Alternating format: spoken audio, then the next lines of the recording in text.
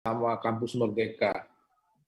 Jadi banyak hal yang ternyata harus kita lakukan terkait dengan program ini. Salah satunya adalah melihat kembali kesesuaian kurikulum terkait dengan program-program yang bisa dilakukan dan harus kita siapkan terkait dengan upaya kita memfasilitasi mahasiswa dalam belajar secara maksimal dalam lingkup Kampus Merdeka. Sebagai bagian dari stakeholder akademik, gitu, program studi tentu jantungnya dari dapur ya, menghasilkan sarjana. Kalau di Fakultas Teknik itu sarjana teknik, dan di fakultas-fakultas lain. Ya, kalau kita berbicara dapur, berbicara mesin yang bekerja gitu, ya suka atau tidak suka, mau atau tidak mau, kita harus berkaca gitu. Seberapa baik mesin yang kita hasilkan. Ibarat pepatah itu, kalau mau menghasilkan produk yang baik, ya mesinnya juga harus baik dulu. Jadi ini merupakan basic requirement. Hampir tidak mungkin menghasilkan produk yang baik dengan mesin yang seadanya. Nah itu ya by technically fault. Jadi belum sudah dilakukan, sudah kemungkinan untuk berhasilnya kecil. Nah inilah saya kira upaya kita hari ini, dan ke depan tadi sudah disampaikan oleh Bu Christopher Desi bahwa kegiatan ini tentu tidak selesai hanya workshop 1-2 jam hari ini. Ini merupakan pekerjaan yang dikerjakan dan membutuhkan kesabaran, ketelatenan, dan waktu. Dan mudah-mudahan kalau ini berhasil akan berdampak langsung nanti kepada mahasiswa dan itu kesiapan mereka ketika mereka selesai ya jadi alumni dan masuk ke pasar kerja. Saya pikir itu yang dapat kami sampaikan. Ya, ikan cepat ikan gabus gitu, lebih cepat lebih bagus. Masuk ke inti materi kegiatan kita hari ini. Dan selamat kepada Pak Dekan, Bapak. Terima kasih Pak. Kita tunggu hasilnya bagaimana agar produk yang kita hasilkan dari workshop ini nanti berdaya guna tinggi dan bisa secara praktis langsung kita gunakan. Dan mungkin bisa juga menjadi bahan teman-teman prodi yang lain nanti untuk belajar. Setelah ini tentu Bapak Ibu Kaprodi ini bisalah menjadi tempat bertanya teman-teman kita yang lain di prodi yang belum di workshop. Demikianlah saya membuka ya berarti ini ya Pak Dekan. Ya, dan ucapkan Bismillahirrahmanirrahim. Dan izin kita buka workshop kurikulum MBKM Fakultas Teknik Universitas Bina Dharma secara resmi. Terima kasih Pak. Terima kasih Pak. Terima kasih. Allahul muwaffiq ila aqwamit thoriq. Wassalamualaikum warahmatullahi wabarakatuh. Waalaikumsalam warahmatullahi wabarakatuh. Terima kasih Pak Isman atas pengarahan dan bukaannya untuk acara hari ini. Kita masuk ke inti acaranya. Apakah Pak Dekan akan memberikan pengarahan dulu? Oke. Terima kasih. Ini Pak Isman masih ada. Yang saya hormati Pak Wakil Rektor 1, Pak Isman, PhD, kemudian narasumber Ibu Kiki Wiyati, kemudian Ketua Program Studi Lingkungan Fakultas Teknik, sudah hadir, kemudian para dosen di lingkungan Fakultas Teknik. Saya tidak panjang lebar karena sudah disampaikan oleh Pak Isman bahwa kita ini memperoleh dana hibah jadi untuk kampus Merdeka. Jadi yang intinya adalah adanya perubahan kurikulum yang harus dilakukan di dalam hibah tersebut. Jadi pertama saya mengucapkan terima kasih kepada Ibu Kiki yang sudah mau meluangkan waktu untuk bersedia menjadi narasumber. Ya, Bu. Jadi di sela-sela waktu sibuk Ibu masih mau meluangkan waktunya. Saya minta kepada para ketua program studi, kemudian kepada para dosen, saya mohon bantuannya, ya, kita mensukseskan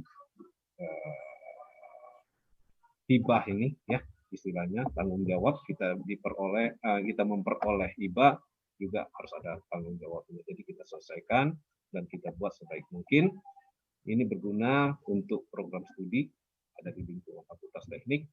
Ya, kita sudah dikasih dana oleh pemerintah, jadi alhamdulillah, jadi kita manfaatkan sebaik mungkin. Ya. Jadi mudah-mudahan workshop ini mendapatkan manfaat dan faedahnya bagi kita semua.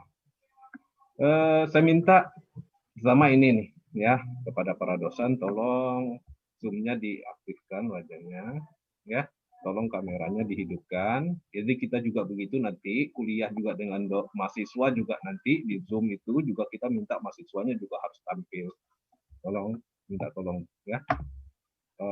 Audionya boleh dimatikan, tapi kalau kameranya tolong dihidupkan ya. Kita kalau ngomong sama orang kalau kamera dimatikan tuh rasanya bagaimana gitu ya. Atau nggak ada anunya gitu ya. Jadi tolong kepada Bapak dan Ibu para dosen, nanti selama workshop tolong dihidupkan kameranya, jadi narasumbernya enak gitu nyampaikan. Ya Bu ya, Kiki ya. Oke, itu saja yang bisa saya sampaikan. Lebih kurang saya mohon maaf.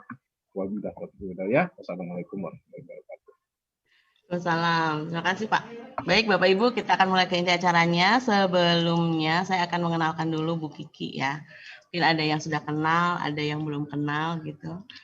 Ini biodata Ibu Kiki Yulianti.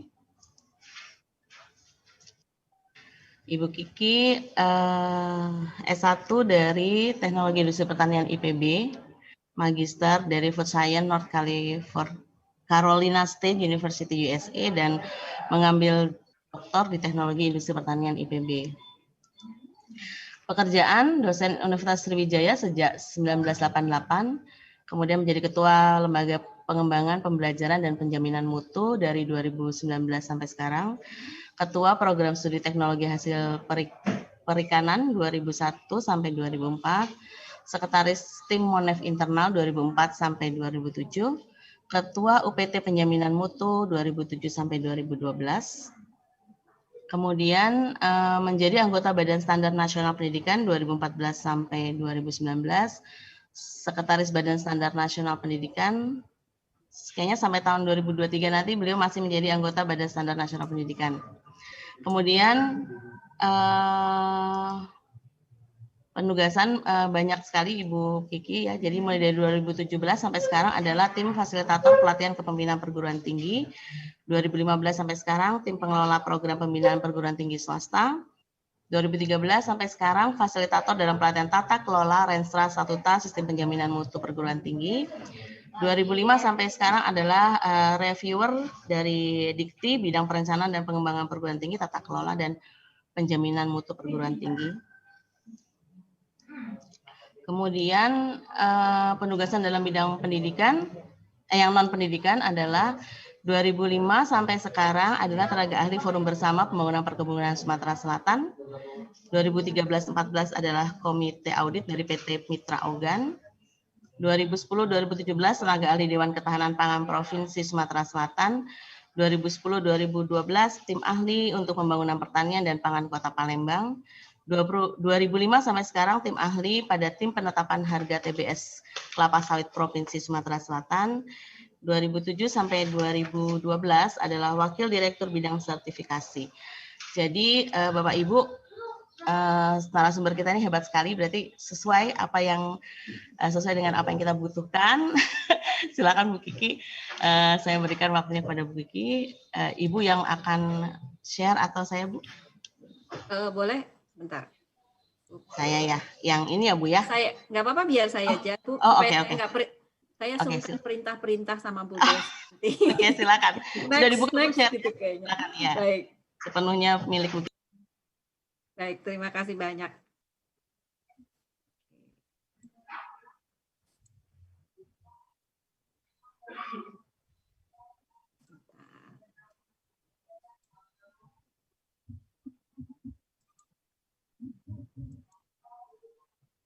Baik, Ibu dan Bapak sekalian, Assalamualaikum warahmatullahi wabarakatuh. Mudah-mudahan sudah kelihatan. Salam. Sudah Bu, sudah. Oke. Terima kasih. Selamat pagi, salam sejahtera untuk kita semua. Yang kami hormati Pak Isman, Wakil Rektor Bidang Akademik Universitas Bina Dharma, Pak Firdaus sebagai Dekan Fakultas Teknik Universitas Bina Dharma, Bapak dan Ibu dosen dari Fakultas Teknik. Pertama-tama kami menyampaikan terima kasih atas kepercayaan Bapak dan Ibu sekalian, dan selamat luar biasa menerima hibah untuk pengembangan kampus Merdeka Belajar ini. Alhamdulillah saya mengucapkan selamat dan apresiasi luar biasa untuk upaya Bina Dharma meningkatkan layanan kepada mahasiswa kita. Bapak dan Ibu sekalian, tadi seperti disampaikan oleh Pak Isman, Bapak Wakil Rektor Bidang Akademik, itu memang benar Pak, program studi adalah dapurnya. Baik buruknya kegiatan akademik itu ada di sana, ada di dapur program studi, walaupun program studi bukan unit pengelola sumber daya, tetapi mereka lah yang menentukan bendera universitas itu akan berkibar di setinggi apa, ya. Dan saya sepakat betul dengan Bapak Wakil Rektor Bidang Akademik bahwa ini seyogianya menular ke prodi-prodi yang lain, dan umumnya demikian Pak, dari pengalaman hibah kompetisi yang lalu, PHK, I'm Here dan sebagainya, itu biasanya prodi sebelah, prodi tetangga kemudian tertarik untuk melakukan perubahan-perubahan mengarah pada kebaikan. Bu Desi sudah menyampaikan, Bapak dan Ibu, tor dari kegiatan ini, jadi saya berharap bisa memberikan materi seperti yang Ibu Bapak harapkan, sehingga saya di awal itu minta sama Bu Nina sama Bu Desi, tolong saya diberitahu tornya supaya saya bisa memberikan apa yang Ibu Bapak perlukan. Jadi kalau saya baca di tornya, itu adalah luaran dari rangkaian kegiatan ini adalah pertama dokumen kurikulum yang sesuai dengan SNDikti dan berorientasi KKNI. Dan yang berikutnya adalah perangkat pelaksana kurikulumnya. Dan satu hal yang saya juga apresiasi dari TOR ini adalah kurikulum berbasis SNDikti, bukan kurikulum berbasis KKNI, karena saya masih sering menemukan prodi-prodi yang mengatakan kurikulum berbasis KKNI. Saya senang sekali Bina Dharma basisnya SNDikti, karena itulah yang diminta di dalam SNDikti. Ibu dan Bapak sekalian, kebijakan Kampus Merdeka ini sebetulnya bukan sesuatu yang baru. Selama ini sudah banyak kita lakukan, bahkan saya yakin di Bina Dharma juga 1-2 mahasiswa tuh ada aja yang sudah melakukannya, namun memang belum secara masif dan belum dilakukan secara sistematis. Jadi sebetulnya hal ini terjadi karena ada beberapa perubahan atau dinamika masyarakat yang sekarang terjadi. Jadi sebelum 2080-an bahkan di masa penjajahan, pendidikan itu adalah untuk kaum elit, jadi hanya orang-orang terpilih, bukan pendidikan untuk massal, untuk semua. Kemudian guru atau dosen adalah sumber ilmu utama, kalau di pesantren mungkin Pak Kiai, Pak Ustadz adalah sumber ilmu utama, dan mahasiswanya sendiri atau siswanya sendiri punya sumber daya yang sangat terbatas terhadap ilmu pengetahuan. Jadi mereka betul-betul tergantung pada guru dan dosen yang ada di lembaga pendidikan. Kemudian kelihatannya dosen-dosen Bina Dharma ini masuk di era 90-an, kalau saya di era 80-an ini ya. Di era 90-an kita masih ada beberapa yang pakai mesin ketik. Ini saya membangun kembali kenangan-kenangan lama. Dan di sana guru dan dosen masih merupakan sumber ilmu utama. Dan di situ sudah mulai masuk komputer. Seperti kita lihat di era 2000-an, sudah tidak asing lagi kita melihat mahasiswa berderet, duduk di kampus, menghadap layar-layar komputer yang disediakan kampus. Jadi pada saat itu, teknologi sudah semakin banyak, tetapi akses mahasiswa masih tergantung pada kampus untuk menyediakan komputer, untuk menyediakan akses internet. Nah, kemudian tahun 2020 kenapa ada KMMB atau Kampus Merdeka, Merdeka Belajar? Disadari sekarang, apalagi ini sebetulnya diperkuat dengan pandemi begitu, kita ketahui bahwa mahasiswa sudah bisa mengakses sumber pengetahuan dari manapun, informasi dari manapun. Sehingga mau tidak mau, akhirnya kita, jadi Bapak dan Ibu mohon ketika kita membahas Kampus Merdeka, itu kita sudah harus menempatkan posisi sebagai akademisi open-minded. Jadi memang di awal-awal kita akan ada pergulatan filosofis, nanti kita akan sama-sama bahas, kita akan sama-sama upaya pahami konsep-konsep ini, nanti kita akan bahas juga flaws-nya atau kekurangannya yang perlu kita antisipasi. Namun kita harus menyadari betul bahwa ternyata sekarang guru dan dosen bukan sumber ilmu utama bagi peserta didik atau bagi mahasiswa. Teknologi sudah dominan dalam sistem pendidikan. Jadi kalau kita lihat sekarang, saya yakin di Bina Dharma ini pemandangan yang tidak asing lagi. Mahasiswa menggunakan laptop pribadi, menggunakan gawai pribadi untuk mengakses informasi. Namun tetap diperlukan pendidikan karena pendidikan adalah usaha sadar terencana, atau kalau orang teknik bilangnya pendidikan adalah upaya sistematis untuk meraih kompetensi. Jadi seseorang bisa secara otodidak meraih suatu kompetensi, tetapi mungkin tidak sesistematis mereka yang mengikutinya melalui pendidikan. Dan disadari betul bahwa tidak semua informasi di internet itu benar. Ibu dan Bapak, kita sebagai dosen diharapkan atau dituntut justru untuk yang kuning ini, untuk membuat mahasiswa kita bukan hanya menjadi manusia, tetapi bersikap sebagai manusia. Nah, ini yang kita perlukan. Kemudian kita juga menumbuh kembangkan kemampuan berpikir kritis dan logis ketika mereka mengakses informasi dari internet. Kita memberikan arah, kita memberikan clue, memberikan sinyal-sinyal apakah mereka perlu mengkritisi informasi yang mereka peroleh dari internet. Jadi persoalan bangsa kita sekarang adalah bagaimana kita termakan informasi tanpa berpikir kritis dan logis, lalu di sanalah merajalela hoax yang kita sebut. Di sanalah merajalela informasi-informasi obat COVID misalnya. Hal-hal seperti itu sebetulnya persoalan yang dihadapi bangsa kita ketika akses informasi besar, tetapi kemampuan berpikir kritis dan logisnya masih sangat terbatas. Kemudian Ibu dan Bapak sekalian, landasan filosofis KMMB ini tadi saya mohon betul agar kita membuka diri dulu, membuka open-minded, lalu mengatakan apa sih alasannya KMMB, karena ada kegamangan kita ketika mahasiswa itu keluar begitu saja tanpa dari kita gitu ya. Nah, jadi sebetulnya landasan filosofis KMMB tadi saya katakan bahwa ini sebetulnya sudah lama ada. Gitu. Itu adalah filosofi pendidikannya Ki Hajar Dewantara.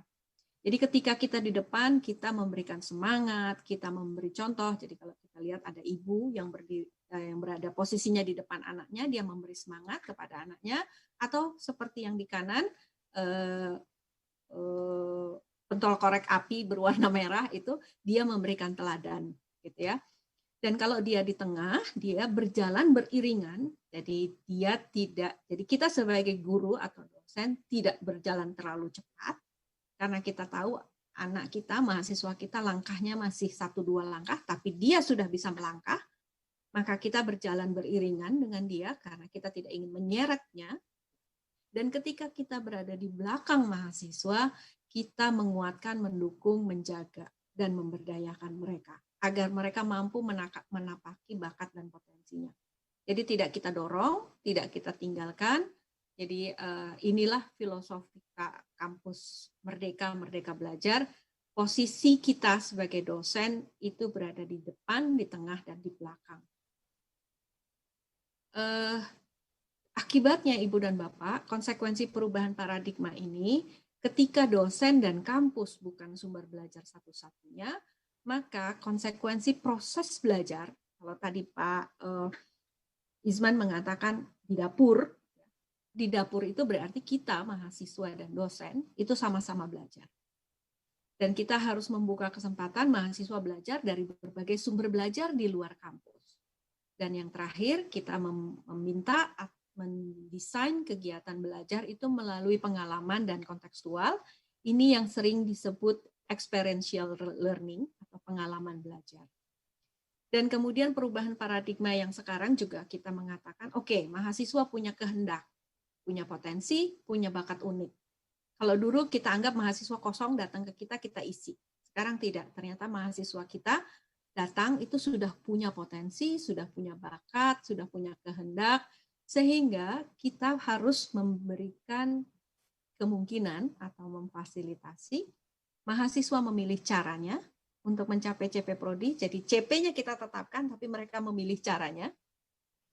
Atau mahasiswa memilih kompetensi penting yang utama baginya dalam kerangka CP Prodi. Jadi nanti kita akan ketemu dengan kerangka kompetensi inti, kompetensi pendukung, sebagainya ya. Ini akan runtuh. Jadi struktur atau pengetahuan tentang kurikulum kita yang sebelumnya ini runtuh dengan perubahan paradigma ini. Seperti pada slide berikut. Jadi ketika mahasiswa dan dosen sama-sama belajar, maka konsekuensi kurikulumnya itu ya dia harus lentur dan dinamis, termasuk RPS. Ini nanti termasuk ke RPS, karena di tengah-tengah perlu penyesuaian nih, gitu. Jadi bahkan timbul pertanyaan mendasar atau filosofis lagi mengatakan begini, RPS itu student center learning atau teacher center learning? Karena RPS disusun sebelum dosen ketemu mahasiswanya. Sebelum tahu potensi bakat mahasiswanya, dosen sudah menyusun RPS. Kalau student center learning, kan dosen harusnya tahu dulu mahasiswa maunya apa, bakatnya apa, potensinya apa, lalu menyusun strategi pembelajaran. Ini mundur ya, artinya bukan mundur. Kita dituntut untuk berpikir lebih kritis lagi tentang posisi RPS sekarang. Kemudian itu sebabnya mungkin Bapak Ibu sering mendengar Pak Menteri bilang, RPS jangan ruwet-ruwet, 1 halaman aja ini untuk SD gitu ya. Sebetulnya karena itu, karena kebutuhan pembelajaran yang lebih lentur dan dinamis. Kemudian ketika mahasiswa memilih cara untuk mencapai CP, kemudian mahasiswa memilih kompetensi yang penting bagi dirinya, maka konsekuensi pada kurikulumnya adalah berbagai skema kegiatan KMMB itu harus kita siapkan. Kemudian tidak ada lagi kompetensi utama dan inti serta kompetensi pendukung. Yang ada adalah kompetensi penciri bidang ilmu. Jadi khusus ini saya senang sekali karena di bidang keteknikan ya, engineering, karena keteknikan atau engineering itu jelas gitu ya. Benda profesinya, benda kompetensinya tuh jelas. Kalau engineering itu harus begini. Maka Bapak Ibu mohon juga ketika nanti menyusun kurikulum atau merevisi atau menyesuaikan kurikulum, mohon lihat ketentuan-ketentuan pada ABET, pada IABI begitu ya, atau pada asosiasi prodi yang menyelenggarakan bidang ilmu sejenis untuk memastikan pencirinya ini tetap kita jaga Ibu dan Bapak. Karena kalau tidak nanti akan sulit dalam proses pengakuan kesetaraan lulusan atau bahkan dalam proses akreditasi internasional. Karena saya yakin Bina Dharma juga punya proyeksi untuk meraih akreditasi internasional, maka ini perlu kita perhatikan dalam penyusunan kompetensi ini. Jadi merdeka iya gitu, tapi ada hal yang masih perlu kita perhatikan. Untuk tabel ini saya tidak jelaskan satu-satu. Ini adalah menjadi acuan Ibu dan Bapak ketika nanti mengatakan, kenapa sih kurikulum itu harus begini, harus begitu, ini akan kelihatan. Ini sampai ke teknik penilaian, ini sampai ke menyusun RPS, why-nya, filosofi mendasarnya, pemikirannya ada di tabel ini. Kemudian, nah ini yang disebut-sebut oleh Pak Menteri dalam kaitan kampus belajar, kampus Merdeka, itu adalah experiential learning, adalah proses ketika mahasiswa mengembangkan pengetahuan, keterampilan, dan nilai atau sikap melalui pengalamannya langsung, di luar, outside a traditional academic setting. Jadi di luar kelas, di luar kampus kalau perlu. Jadi ini yang dikejar di kampus Merdeka, Merdeka Belajar. Jadi kata kuncinya adalah direct experiences outside a traditional academic setting. Jadi bahkan kami di Unsri baru saja merevisi pedoman akademik. Di dalam pedoman akademik, proses pembelajaran dilaksanakan melalui gitu ya, tatap muka di kelas, koma di halaman, koma di lapangan. Jadi boleh di mana saja sekarang, tidak harus di kelas setting gitu ya. Jadi hal-hal seperti itu harus kita akomodir untuk hal ini. Nah, Ibu dan Bapak sekalian, mohon juga mudah-mudahan, saya yakin kalau saya lihat dari apa yang Ibu Bapak sampaikan mengenai draft kurikulumnya, ini sudah tidak diacu, namun ini diperlukan untuk disampaikan agar nanti kalau ada teman yang mengatakan dulu kita mah ini, nah itu mungkin kita lihat lagi dasar peraturannya. Dulu kita mah ini itu adalah di peraturan sebelah kiri dari yang sudah ada. Jadi ada PP nomor 66, Kepmendiknas 232 U 2000, ini yang ada kurikulum inti dan seterusnya. Itu semua sudah tercabut oleh Undang-Undang 12 tahun 2012 tentang pendidikan tinggi dan peraturan pemerintah nomor 4. Kemudian Permendristek Dikti 44 juga semua sudah harus dicabut dengan Permendikbud nomor 3 2020. Jadi acuan kita hanya 3 di kanan untuk kurikulum yang akan Ibu Bapak susun. Jadi tidak banyak lagi aturan-aturan kurikulum yang diterbitkan oleh Dikti. Karena apa? Karena kurikulum secara mendasar oleh undang-undang dinyatakan otonomi kampus, otonomi perguruan tinggi, otonomi Pak Izwan dan timnya. Pak Isman dan timnya. Jadi kementerian tidak akan utak-atik lagi nih. Hanya memang nanti akan ada perlu perhatian kita terhadap asosiasi pendidikan sejenis. Nah, kalau kita lihat di panduan hak belajar 3 semester di luar program studi, jadi nama resmi dari kebijakannya adalah hak belajar 3 semester di luar prodi. Namun nama panggungnya itu Kampus Merdeka, Merdeka Belajar. Jadi tujuannya adalah meningkatkan kompetensi lulusan, baik soft skill maupun hard skill, agar lebih siap dan relevan untuk kebutuhan zaman. Dan yang terakhir adalah menyiapkan lulusan sebagai pemimpin masa depan bangsa. Nah, di sini Ibu dan Bapak, ketika dieksplisitkan bahwa menyiapkan lulusan sebagai pemimpin masa depan bangsa, maka di sini dibutuhkan kelenturan CP. Dan perlu kita lihat juga bahwa KMMB ini hanya untuk sarjana dan diploma 4. Diploma 3 ke bawah tidak, magister dan doktor juga tidak. Jadi ini untuk sarjana. Kenapa? Karena kami mendengarai CP-CP di program sarjana itu sangat spesifik. Sehingga ruang mahasiswa untuk mengembangkan soft skill-nya, untuk menitik potensi dan bakatnya sebagai pemimpin masa depan bangsa, itu tertutup karena mereka dikunci ke CP yang sangat mengikat. Jadi CP-nya ini juga kita perlu rumuskan ulang sedemikian rupa sehingga kita bisa mengakomodir kebutuhan ini. Nah, kemudian caranya adalah bagaimana melaksanakan program untuk pembelajaran yang kontekstual dan memberikan pengalaman langsung, jadi experiential learning dengan jalur yang fleksibel agar mahasiswa berkesempatan mengembangkan potensinya. Ibu dan Bapak, ini ketentuan belajar di luar program studi, ada 3 semester. Jadi yang pertama adalah boleh belajar di luar program studi di dalam kampus sendiri, di Bina Dharma sendiri. Di dalam Bina Dharma sendiri, Pak Isman bisa mengeluarkan pengaturan apakah boleh beda fakultas atau harus dalam fakultas yang sama. Silakan. Ini kewenangan Bina Dharma menentukan untuk di dalam perguruan tingginya mau seperti apa. Konsekuensinya tentu sistem informasi manajemen akademiknya itu harus dilenturkan. Kemudian jadwal kode mata kuliah ini harus betul-betul diperhatikan, apalagi kalau sekarang misalnya Bina Dharma sudah mengembangkan SIMAK dengan kode mata kuliah, maka kode mata kuliahnya ini harus tertib antar prodinya. Kemudian peraturan akademiknya harus kuat untuk memungkinkan mereka bisa pindah-pindah prodi di dalam lingkungan Bina Dharma sendiri. Kemudian untuk di luar perguruan tinggi itu bisa 2 semester. Pilihannya ada 3 jalur. Pertama mereka belajar di prodi yang sama tapi perguruan tinggi lain. Misalnya dari teknik elektro Bina Dharma belajar di teknik elektro ITB, teknik elektro Unsri misalnya, atau teknik elektro Unhas begitu. Itu prodinya sama, perguruan tingginya lain. Atau mereka belajar di prodi lain, PT lain. Jadi teknik industri belajar di prodi teknik kimia di UI misalnya. Jadi dibolehkan, kemungkinannya bentuknya masih kuliah, ini kalau kita lihat di prodi ini masih kuliah, atau yang di luar perguruan tinggi, yang bentuknya bukan kuliah.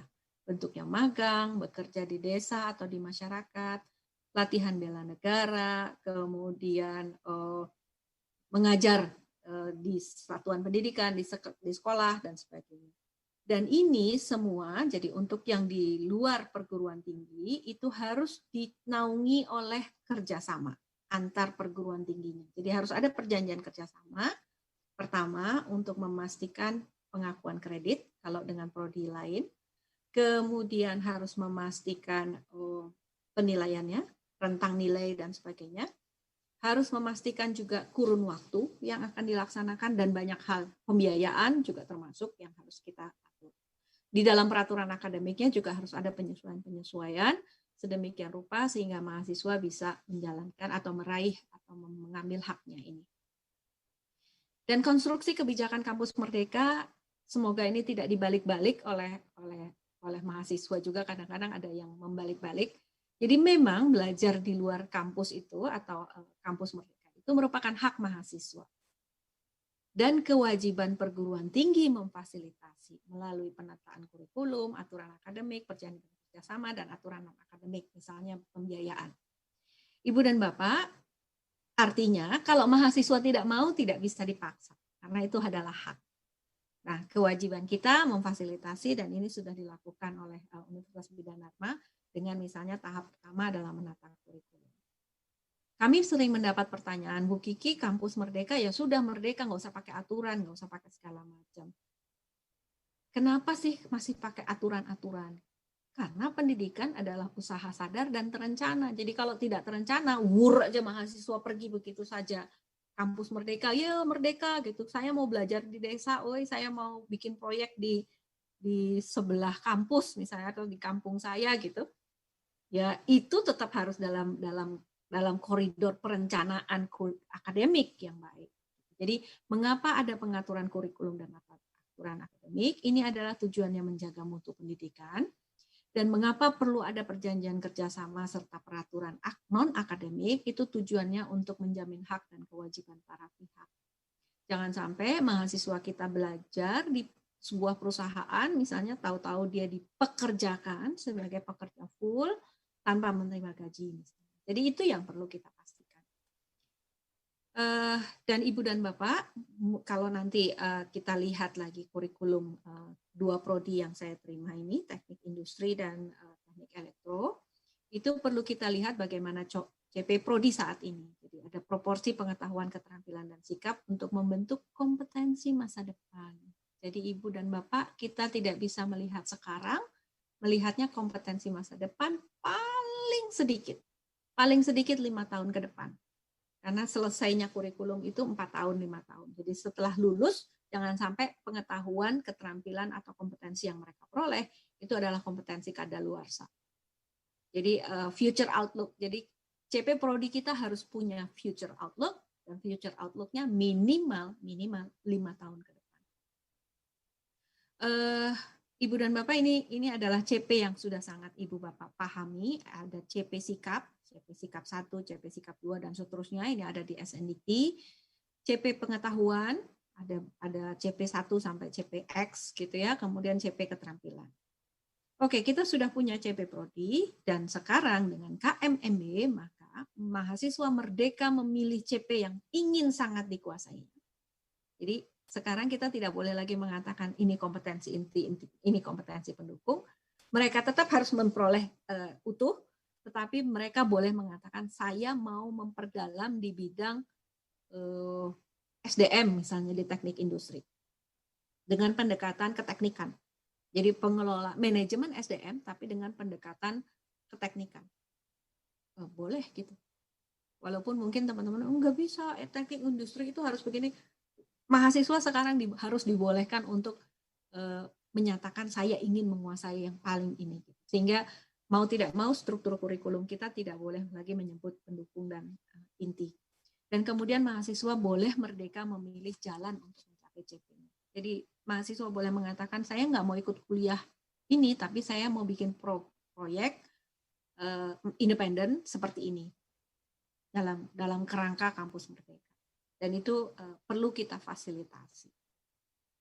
Jadi ada beberapa alternatif. Ini adalah misalnya mahasiswa memutuskan ikut membangun di desa, gitu ya. Mata kuliah atau kompetensinya akan diperoleh melalui project based learning. Kemudian nanti kita mengidentifikasi CP-nya. Ada 3 kelompok CP misalnya ya, CPA, CPB, CPC. Gitu. Dan kemudian kita identifikasi untuk CP pertama, kemampuan mengidentifikasi, itu relevan dengan mata kuliah ini dan seterusnya. Ini relevan untuk mata kuliah ini relevan. Maka dia totalnya 20 SKS. Jadi begitu Ibu dan Bapak caranya ketika kita melakukan penyetaraan kegiatan tertentu atau program atau proyek tertentu dari mahasiswa dalam 1 semester supaya bisa diakui 20 SKS. Kemudian untuk meneliti di industri juga sama, jadi kita yang merancang CP-nya, kemudian mata kuliah apa yang mungkin terkait, kemudian kita sebut sebagai research based learning. Dan Ibu Bapak, tentu mata kuliah ini akan sangat terkait dengan topik apa yang dia lakukan di industri. Bu Kiki, ya, mohon maaf sebentar, instruksi. Kemarin saya udah kirim 3 ya Bu ya. Teknik industri, ada sipil sama elektro. Sebenarnya yang dapat hibah nih sipil sama elektro Bu. Kebetulan karena Pak Dekan baik hati jadi bilang industri sekalian ikutan gitu. Oh gitu. Oke, nggak apa-apa. Ya jadi baik. Jadi yang dapat hibahnya sipil sama elektro Bu. Ya, gitu. Baik. Nanti kita lihat di bagian belakang Ibu. Oke, iya. Di bagian belakang ada. Kemudian karena sipil juga boleh ikut ini. Jadi ini kalau saya lihat contoh alternatifnya ini adalah bagian dari skenario KMMB. Jadi meneliti di industri atau di DUDI istilahnya begitu, Bu. Jadi tidak harus anak industri sih sebetulnya. Dan kemudian alternatif yang ketiga adalah magang. Jadi kalau magang ini beda posisinya. Jadi kalau magang kita tidak bisa menyebut mata kuliah nih.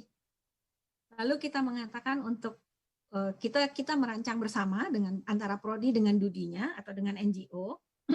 Kalau misalnya mahasiswa bilang, Bu, saya mau ikut World Bank, ada proyek konstruksi di pembangunan Ampera Musi 6 misalnya ya, ada proyek konstruksi itu di World Bank, maka kami mau magang. Nah, kemudian dengan NGO, dengan World Bank itu, prodi merancang alternatif aktivitasnya, mereka akan diberi tugas apa? Aktivitas 1, 2, 3, dan seterusnya. Dari aktivitas ini dia akan dapat CP apa? CP1, CP2, CP3. Untuk aktivitas 1, kontribusi untuk CP1 itu kita yang menghitung, ini dia akan sekitar 1 SKS. Tetapi untuk aktivitas 2, karena dia sangat erat terkait dengan CP1, dia 2 SKS. Terus kita rinci seperti ini, maka totalnya menjadi 20 SKS. Jadi begitu Ibu dan Bapak sekalian. Jadi kalau magang itu berbeda dengan yang sebelumnya. Kalau yang sebelumnya ini langsung relate dengan mata kuliah, tetapi kalau ini betul-betul harus dirancang dulu oleh prodi dan NGO-nya atau dunia usaha, dunia industrinya. Sekarang namanya bukan DUDI, IDK. Nah, Kemudian khusus untuk magang, Bapak dan Ibu harus ada dosen mitra, pembimbing mitra. Jadi di sana itu harus ada dosen karena apa? Karena ini. Karena kita sudah rancang bersama aktivitas dan CP-nya bersama dengan NGO. Maka pembimbingnya pun harus 2 di industri maupun di kita. Contoh lain adalah kewirausahaan mahasiswa. Jadi Ibu dan Bapak, entrepreneurial based learning. Jadi ini Bapak dan Ibu, kalau kita lihat mahasiswa juga boleh mempunyai proyek kewirausahaan. Kemudian Ibu Bapak kaitkan dengan mata kuliah. Kemudian khusus pelaksanaan 1, 2, 3, 4 itu harus ada pembimbingnya, ditunjuk oleh UPPS, ini wilayahnya Pak Firdaus sebagai dekan untuk menunjuk dosen pembimbingnya atas usulan prodi, karena boleh jadi dia nanti menjadi lintas keilmuan. Kemudian dosen pembimbing ini ditetapkan berdasarkan CP. Jadi kalau kita lihat CP-nya, kalau CP-nya lintas keilmuan, maka dosen pembimbingnya bisa lintas prodi di bawah Fakultas Teknik. Dan alternatif yang terakhir adalah alternatif mahasiswa belajar di prodi lain XYZ. Jadi bentuknya adalah di perguruan tinggi sendiri atau perguruan tinggi lain. Dan ketika di perguruan tinggi lain kita sebut sebagai student exchange. Jadi silakan Ibu dan Bapak, ini adalah 5 alternatif skenario dari KMMB. Bentuk kegiatannya bisa macam-macam.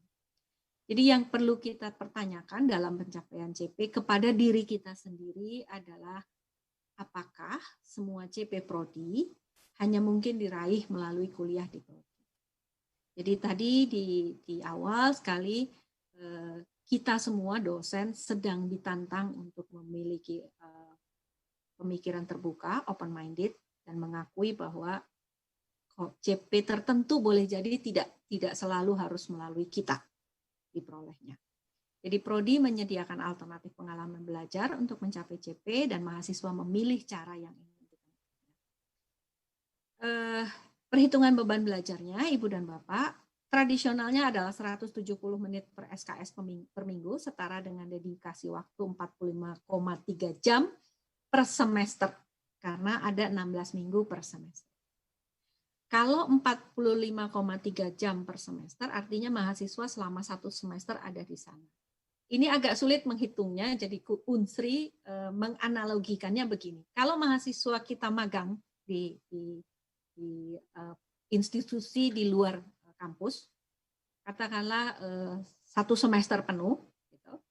Gimana ngitung SKS-nya dapat 20 atau 18 SKS? Maka kita katakan kalau dia bekerja minimal 40 jam per minggu di perusahaan X, itu berarti 1 SKS. Jadi kalau dia di sana ada 16 minggu, ya 16 SKS. Atau di sana ada 20 minggu, ya berarti dia 20 SKS. Jadi ini untuk menganalogikan supaya kita tidak rumit menghitung, karena perusahaan kan tidak menghitungnya menit SKS per minggu. Mereka mengatakannya, kamu masuk ya magang di tempat saya dari Senin sampai Jumat, mulai jam 8 sampai jam 5 sore. Jadi kita hitungannya adalah jam kerja. Kemudian bagaimana mutunya? Jadi para dosen pembimbing ini adalah motor pertama atau utama untuk memastikan kualitas, dan menjadi tugas fakultas dan universitas untuk membuatkan mekanisme penjaminan mutunya. Dan ini adalah pengembangan kurikulum Kampus Merdeka Belajar. Yang pertama adalah kita rancang dulu experiential learning untuk CP kita. Jadi kalau kita jembreng atau kita tulis tuh CP kita, terus kita bilang, oke, CP ini tidak harus lewat kuliah. CP ini bisa juga dengan mahasiswa melakukan kegiatan A, B, C, D, dan seterusnya. Maka kita lihat, CP tertentu ini, experiential learning ini, bisa dicapai lewat mata kuliah saja, tidak bisa yang lain, atau lewat suatu program juga bisa. Jadi ada mata kuliah yang nggak bisa, tidak ya harus kuliah, matematika misalnya. Matematika kan nggak bisa dengan magang, gitu ya, matematika ya harus kuliah. Tapi pertanyaannya kemudian muncul lagi ke kita harus berani mempertanyakan lagi, tunggu, mata kuliahnya harus di kuliah saya, di prodi saya, atau boleh di mata kuliah prodi lain? Nah, ini pertanyaan untuk kita semua.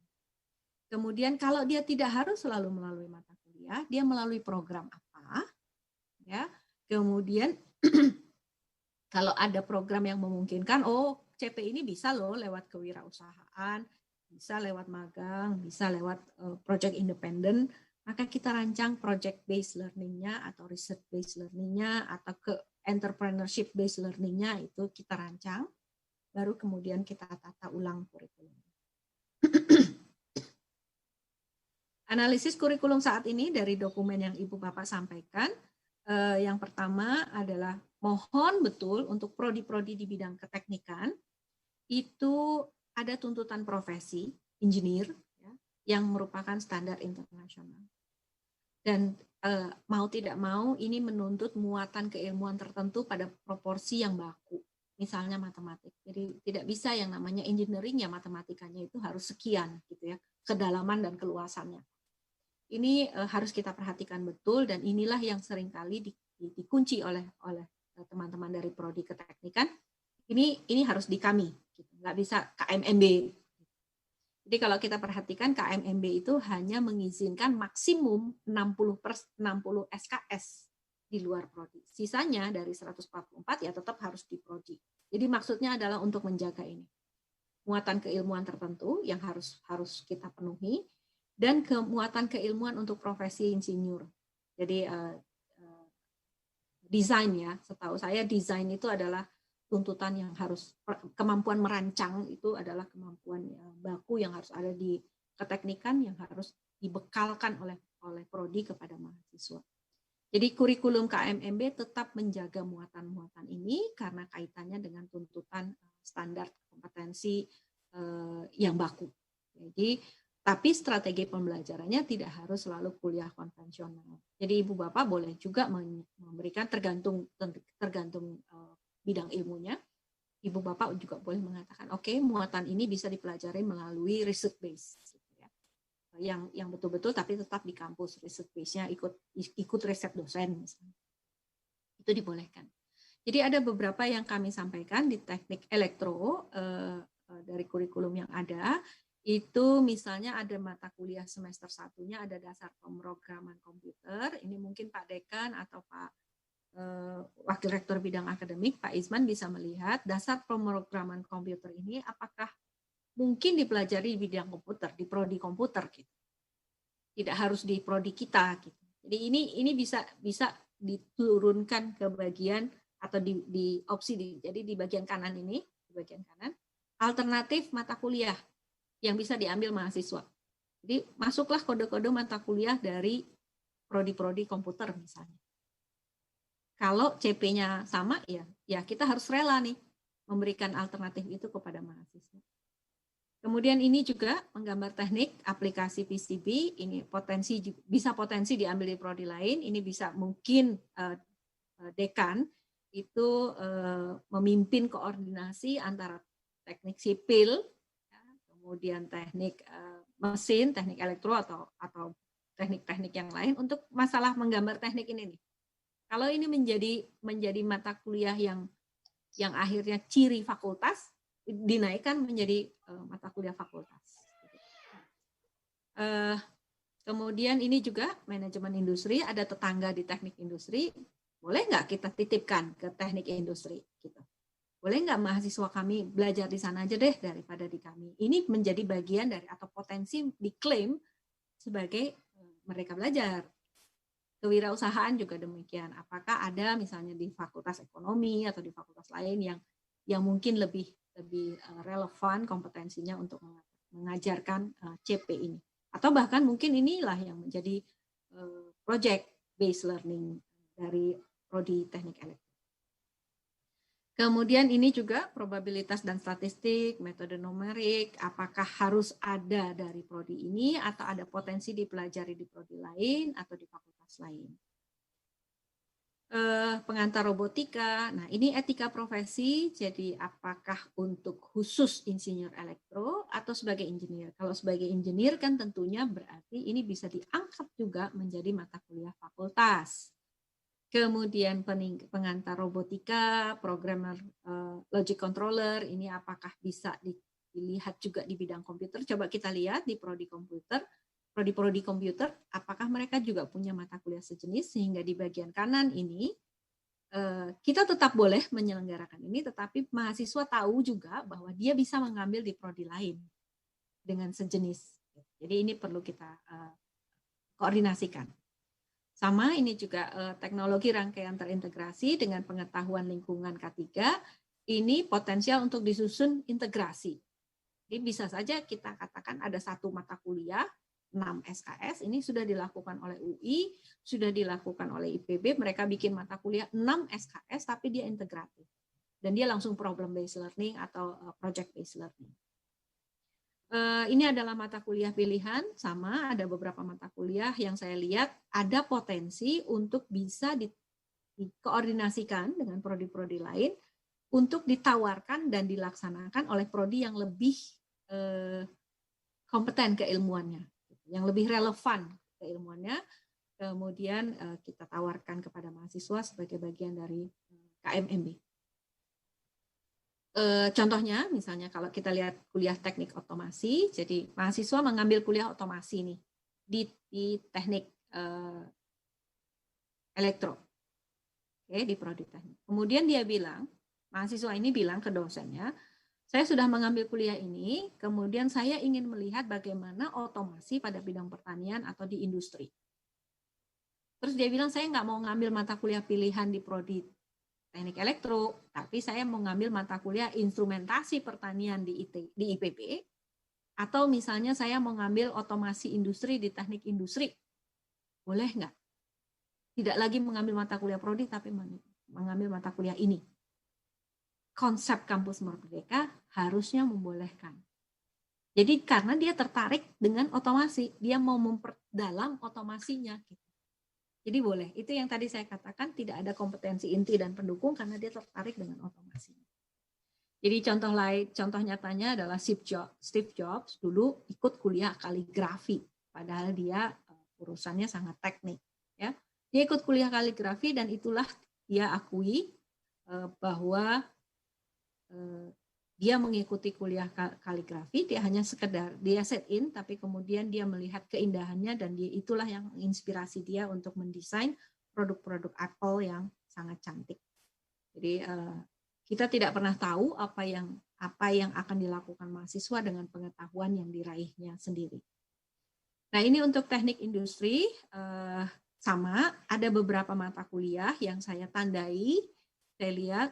Tentu saja Ibu dan Bapak yang lebih tahu, tetapi mungkin ada potensi untuk kita bicarakan dengan prodi lain, apakah bisa anak saya titip gitu. Jadi ini kayak tadi di teknik elektro ada menggambar teknik, di teknik industri ada menggambar teknik, ayo kita sama-sama nih. Kalau di semua prodi teknik ternyata ada menggambar teknik, bisa nggak ini menjadi kuliah fakultas misalnya.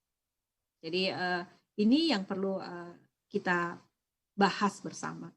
Kemudian di teknik industri juga ada manajemen sumber daya manusia, ada mekanika teknik, ada struktur data. Mari kita cek lagi di prodi lain, ada nggak kuliah sejenis dan core competence mereka di sana. Jadi misalnya manajemen SDM ini ada nih orang ekonomi di sana. Jadi apakah bisa mahasiswa kita titipkan ke sana atau tidak? Ya, boleh jadi manajemen SDM di Fakultas Ekonomi tidak menggunakan prinsip-prinsip keilmuan keteknikan. Sementara orang teknik industri maunya ada prinsip keteknikan. Jadi mungkin judul kuliahnya yang berbeda nantinya. Yang harus kita perdalam melalui CP-nya, Ibu Bapak. Kita lihat CP masing-masing mata kuliah. Sama, ini juga pengantar ilmu ekonomi. Coba kita lihat di prodi sebelah atau di fakultas sebelah, ada nggak mata kuliah sejenis sehingga tidak harus diberikan oleh dosen di prodi itu sendiri. Ini untuk membantu kita merancang KMMB tanpa harus membongkar segalanya. Jadi bisa saja atas koordinasi Pak Isman, lalu diputuskan boleh nih nyebrang ke fakultas lain gitu ya. Jadi ini harus tentu atas koordinasi, itu sebabnya tadi di awal kita harus menata simak, menata jadwal, menata kode, menata pedoman akademik di level institusi, di level Universitas Bina Dharma untuk memungkinkan hal-hal seperti ini. Nah ini juga sama, saya lihat juga ada potensi untuk bisa dipelajari bersama dengan mata kuliah lain atau di prodi lain. Dan ini yang menarik dari teknik industri, mengatakan mata kuliah pilihan 1, pilihan 2, pilihan 3. Ini udah KMMB nih. Jadi mata kuliah ini bisa diisi oleh mata kuliah pilihan dari prodi, tapi sekarang kita boleh mengatakan mata kuliah pilihan 1, 2, 3 ini boleh diisi dari prodi lain di Universitas Bina Dharma. Atau mata kuliah pilihan dari fakultas lain, dari perguruan tinggi lain. Jadi dengan menyebut mata kuliah pilihan 1, 2, 3, ini sangat fleksibel. Jadi mahasiswa boleh ngambil apa aja. Dan ini diberi juga kalau mau 2 SKS ada slotnya, kalau mau 3 SKS ada slotnya. Jadi ini kayak menyiapkan slot gitu ya untuk kemungkinan mahasiswa mengambil mata kuliah pilihan non prodi.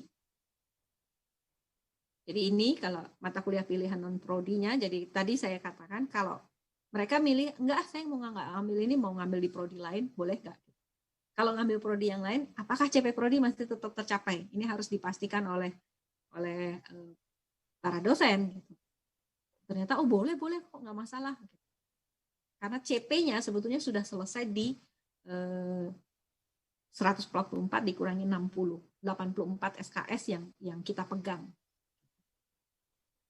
Nah, ini contoh kalau untuk mahasiswa teknik industri, mahasiswa membangun desa. Jadi ini kalau misalnya mahasiswa ikut program Kemendes, gitu, mahasiswa teknik industri ikut program Kemendes, maka dia bilang saya mau bikin proyek apa gitu. Terus kita bilang oke, Anda bisa menghitung kelayakan industri kecil di desa, itu mata kuliah ini dan ini, nah, SKS.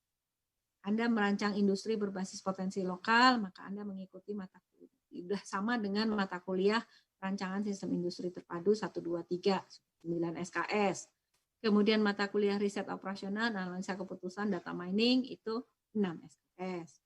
Jadi ini malah sudah 21 SKS. Jadi Ibu Bapak boleh mengaturnya seperti ini. Jadi kemudian ini yang untuk, mohon maaf saya tidak menemukan judulnya, ini berarti yang teknik sipil ya. Ini yang teknik sipil, saya melihat ada beberapa hal, bobot kuliah yang 2 SKS itu cukup banyak. Jadi mohon diperhatikan Bapak dan Ibu, karena kalau dia 2 SKS itu ibaratnya kita cuma ngasih kulit-kulitnya. Apa betul untuk level sarjana hanya kita kasih kulitnya? Karena semakin kecil SKS-nya, dedikasi waktu dari mahasiswa itu kan semakin sedikit. Artinya mahasiswa ya cuma dapat atau belajar di kulit-kulit aja, karena kita memang mintanya demikian, pengetahuan faktual, wawasan, biasanya begitu yang untuk 2 SKS. Jadi mohon Ibu Bapak telisik lagi untuk yang 2 SKS ini, karena semakin banyak kuliahnya, semakin banyak judul mata kuliah, kita semakin rumit alokasi sumber dayanya. Jadi kemudian juga Ibu Bapak, kalau di prodi teknik sipil saya lihat sudah memutuskan mana yang e-learning, mana yang konvensional. Ini juga perlu diselaraskan dengan kebijakan Wakil Rektor Bidang Akademik dan kebijakan dekan. Apakah penetapan mata kuliah online dan tidak online itu penuh seperti itu, atau kita mengatakan semua kuliah boleh online dengan proporsi yang berbeda. Jadi misalnya mata kuliah tertentu dia misalnya matematika boleh online tapi hanya 25%. Tapi mata kuliah ini boleh 75% dan seterusnya. Atau memang ada yang di set betul-betul hanya di konvensional, kemudian ada satu lagi yang betul-betul di set e-learning. Jadi Bapak Ibu mohon kebijakan dasar ini juga harus ditetapkan dulu supaya kita bisa menentukan ini. Saran saya tidak melakukan itu di awal. Karena memutuskan satu mata kuliah penuh online itu seringkali ternyata dalam prosesnya ini ternyata masih perlu nih ketemu gitu ya dan seterusnya. Jadi itu mungkin yang perlu kita perhatikan. Bu Kiki. Ya, ya Pak. Mengenai online tidak online di Bina Dharma itu sudah keluar aturan tadi oleh Wakil Rektor 1 bahwa kita tidak bisa membedakan antara yang harus konvensional tidak. Jadi semuanya dipukul 7 secara virtual, ya tetap muka. Kemudian 7 lagi dia harus e-learning aktif di sana. Kalau e-learning dia harus ada tugas, harus ada kuis, harus ada semua. Tapi dia wajib 7 secara virtual. Jadi 7 virtual, tatap muka istilahnya, kemudian yang 7 lagi RRT. Ya. Jadi memang secara umum aja, Bu, tidak khusus gitu pendekatan. Ya. Itu aja. Siap. Siap, Pak. Jadi berarti dari dokumennya perlu diberi keterangan tadi, Pak. Karena di dokumennya saya lihat ada yang online, e-learning, tidak e-learning gitu ya, Pak ya. Jadi nanti kita atur di situ lagi, Pak. Setuju, sepakat. Nah, mungkin juga Pak, kalau Pak WR1 masih ada dan Pak Dekan masih ada, mungkin juga perlu kita lepas tuh Pak aturan 7 persis. Karena ini sangat terkait dengan sifat keilmuan. Kemudian kalau di Unsri bunyinya sekarang begini Pak, dulu bunyinya 50%. Jadi dulu bunyinya, jadi baru tahun 2020 ini, jadi kemarin Bu Nina dengan Bu Desi menghubungi saya, itu saya masih kusut ngurusin itu dengan Pak Din, Pak WR1. Akhirnya itu dicabut. Jadi kita mengatakan setiap mata kuliah itu perlu menetapkan sendiri dia mau berapa banyak nih online-nya dan mau berapa banyak offline. Tetapi harus setiap dosen pengampu harus akuntabel ketika diaudit. Kenapa dia memutuskan itu? Jadi kita akan lihat di RPS-nya, kita akan lihat di bidang ilmunya. Ada dosen yang mengatakan mata kuliahku susah, e-learning, bla bla bla. Boleh, oke. Anda putuskan hanya 1 kali, misalnya e-learning. Tapi itu awas ya kalau ternyata kami menemukannya berbeda. Jadi hal-hal seperti itu kita tumbuhkan trust kepada dosen. Dia boleh memutuskan, tetapi di penjaminan mutunya akan ditagih. Dan kami masih berproses, Ibu dan Bapak. Kami ingin menumbuhkan atmosfer dosen itu merasa dipercaya untuk mengasuh, mengampu mata kuliahnya, untuk membantu, memfasilitasi mahasiswa mencapai CP-nya dengan berbagai cara yang dia tahu. Jadi mungkin nanti kita bisa bahas mengenai porsi 77 ini, karena sebetulnya kewenangannya nanti di rektor. Jadi ketika seperti sekarang kasus pandemi, di dalam klausul peraturan rektor Unsri itu mengatakan mata kuliah yang mau dilakukan 100% e-learning itu harus atas izin rektor. Kenapa begitu? Karena kami menghindari dosen atau prodi diam-diam membuka kelas jauh.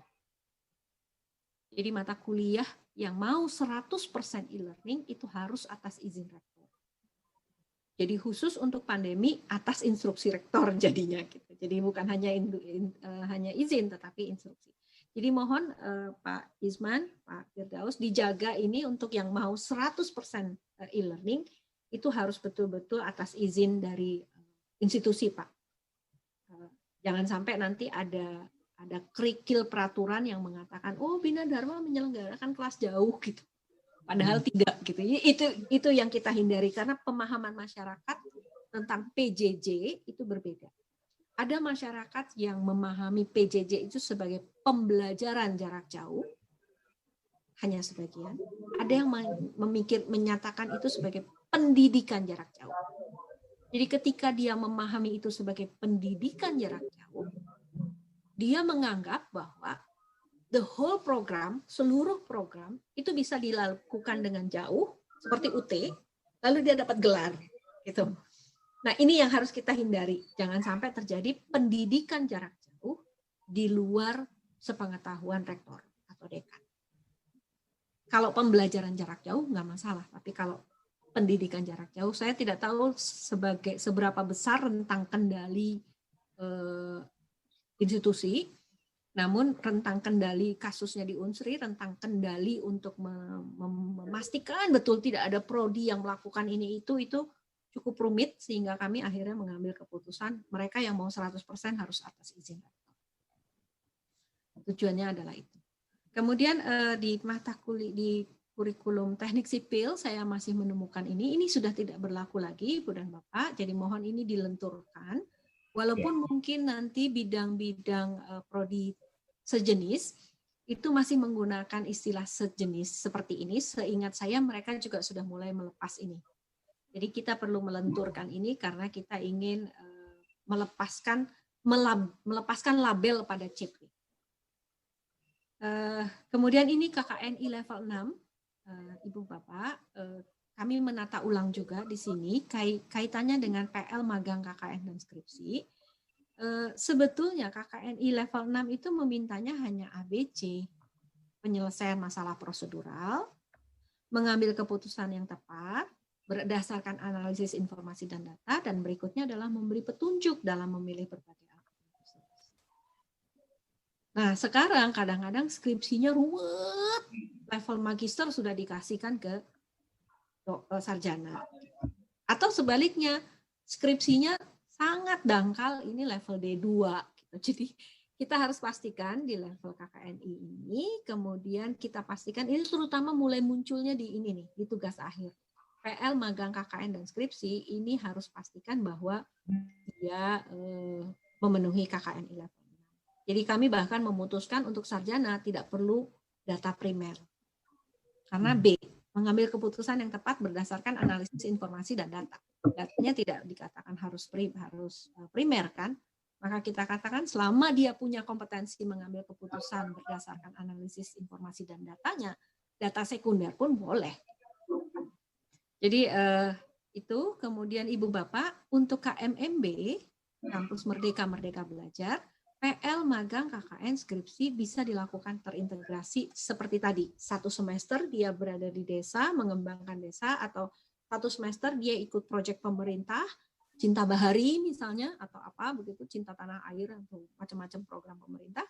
Lalu kita katakan itu adalah bagian dari PL, magang, skripsi, KKN, pulang dia sudah membawa data sekunder untuk bahan skripsi dia, itu mestinya diperbolehkan. Kemudian catatan terakhir untuk implementasi Kampus Merdeka Merdeka Belajar, ada 3 pihak yang harus siap. Pertama adalah di pihak institusinya, dalam hal ini Universitas Bina Dharma dan Fakultas Teknik, adalah kesiapan manajemen akademik, ya, terutama untuk fasilitasi kerjasama, perencanaan penilaian PBM, SPMI, ya, jadi ini harus dilakukan. Ada praktik baik yang sekarang sedang kami bahas di Kementerian, di Kemdikbud, jadi saya juga ada di tim sana. Salah satunya misalnya di level institusi membuat kantor implementasi Kampus Merdeka Merdeka Belajar. Jadi di sana ada satu tim yang betul-betul di bawah WR1 begitu, memastikan kerjasama, memastikan CP, memastikan SKS, memastikan pencatatan kredit earning-nya, memastikan hak kewajiban mahasiswa dan mitra sudah dibahas dengan baik. Gitu. Jadi ada kantor implementasi KMMB.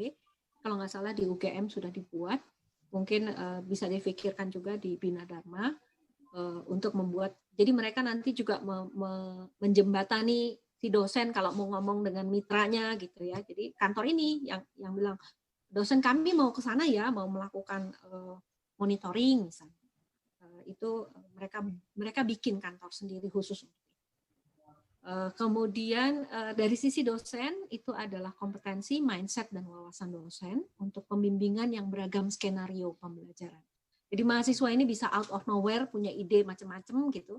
Dosen harus cukup lentur, cukup dinamis wawasannya, kompetensinya, mindsetnya untuk mengatakan bisa saja CP itu diraih melalui konsep-konsep yang diajukan oleh mahasiswa, konsep skenario belajarnya. Dan yang berikutnya adalah mahasiswanya sendiri, Ibu dan Bapak. Untuk mengimplementasi Kampus Merdeka Merdeka Belajar, mahasiswanya itu harus mandiri, harus bertanggung jawab dan disiplin belajar. Mereka harus punya itu karena mereka tidak berada dalam pengawasan kita. Bahkan ketika mereka belajar di prodi sebelah pun itu tidak dalam pengawasan kita. Sehingga mereka harus punya ini.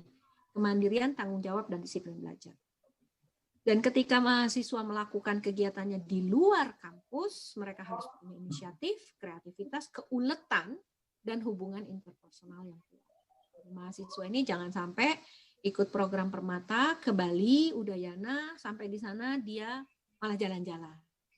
Jadi kita tidak bisa kan memonitor terus begitu. Jadi hal seperti itu harus dipenuhi 3 persyaratan atau prasyarat untuk melaksanakan KMMB dengan sukses. Itu saja Bapak dan Ibu. Kemudian untuk aspek penjaminan mutunya ada 6 aspek yang harus diperhatikan. Pertama, pesertanya sendiri. Jadi mohon juga perhatikan ketika mahasiswa kita bilang mau magang, itu pastikan dia punya CP yang cukup. Punya bekal CP yang cukup. Jangan sampai mereka berangkat ke sebuah perusahaan, bawa nama besar Bina Dharma, sampai di sana mereka haho aja, tidak bisa melakukan apa-apa. Jadi orang kan, Pak ya lulusan Bina Dharma, padahal cuma orang itu yang nggak beres gitu. Jadi ini harus dijaga agar bendera Bina Dharma yang sudah naik ini jangan melorot gara-gara mahasiswa yang tidak siap atau belum siap, tapi kita lepas di luar. Kemudian yang kedua, pelaksanaannya itu bagaimana? Ini SPMI-nya harus kuat melihat ke sana. Kemudian pembimbingan internal dan eksternal, apakah dilakukan oleh dosen maupun dosen mitra, maaf itu masih ada dosen unsrinya. Kemudian yang keempat, memastikan sarana prasarananya cukup untuk mendukung pelaksanaan. Yang kelima, bagaimana melaporkan dan presentasi hasil, ini harus disiapkan oleh tim SPMI-nya supaya setiap saat ada yang menanyakan akuntabilitas kegiatan ini, kita punya dokumen yang cukup untuk memastikan melaporkannya.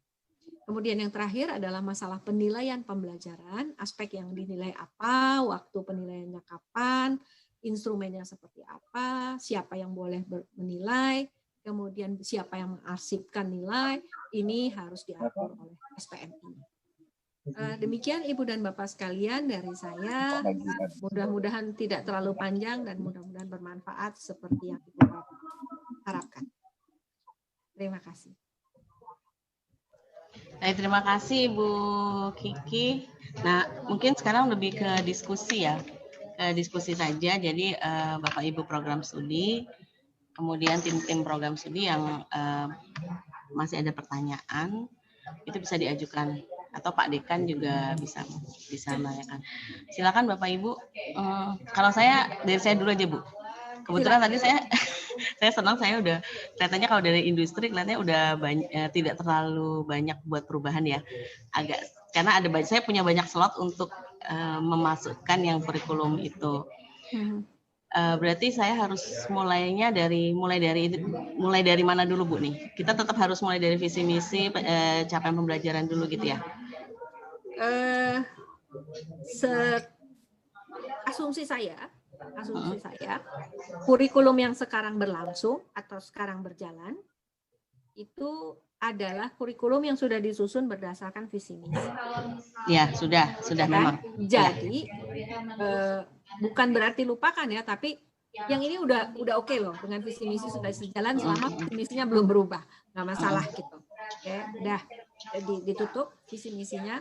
Profil juga saya nggak tahu, rasanya sih mungkin profil juga sudah disiapin ya, malah profil.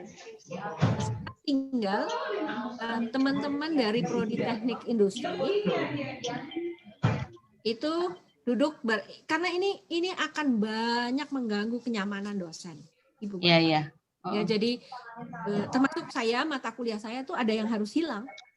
Karena pertama CP-nya sudah tidak relevan. Lagi ini dulu sebentar ya. Kayak telepon lagi. Bentar ya Pak. CP-nya tidak relevan. Yang kedua, ternyata mata kuliah itu bisa diambil di prodi lain. Iya. Jadi saya harus cukup legowo mengatakan ini mata kuliah CP ini sudah tidak relevan, ini harusnya dihapus.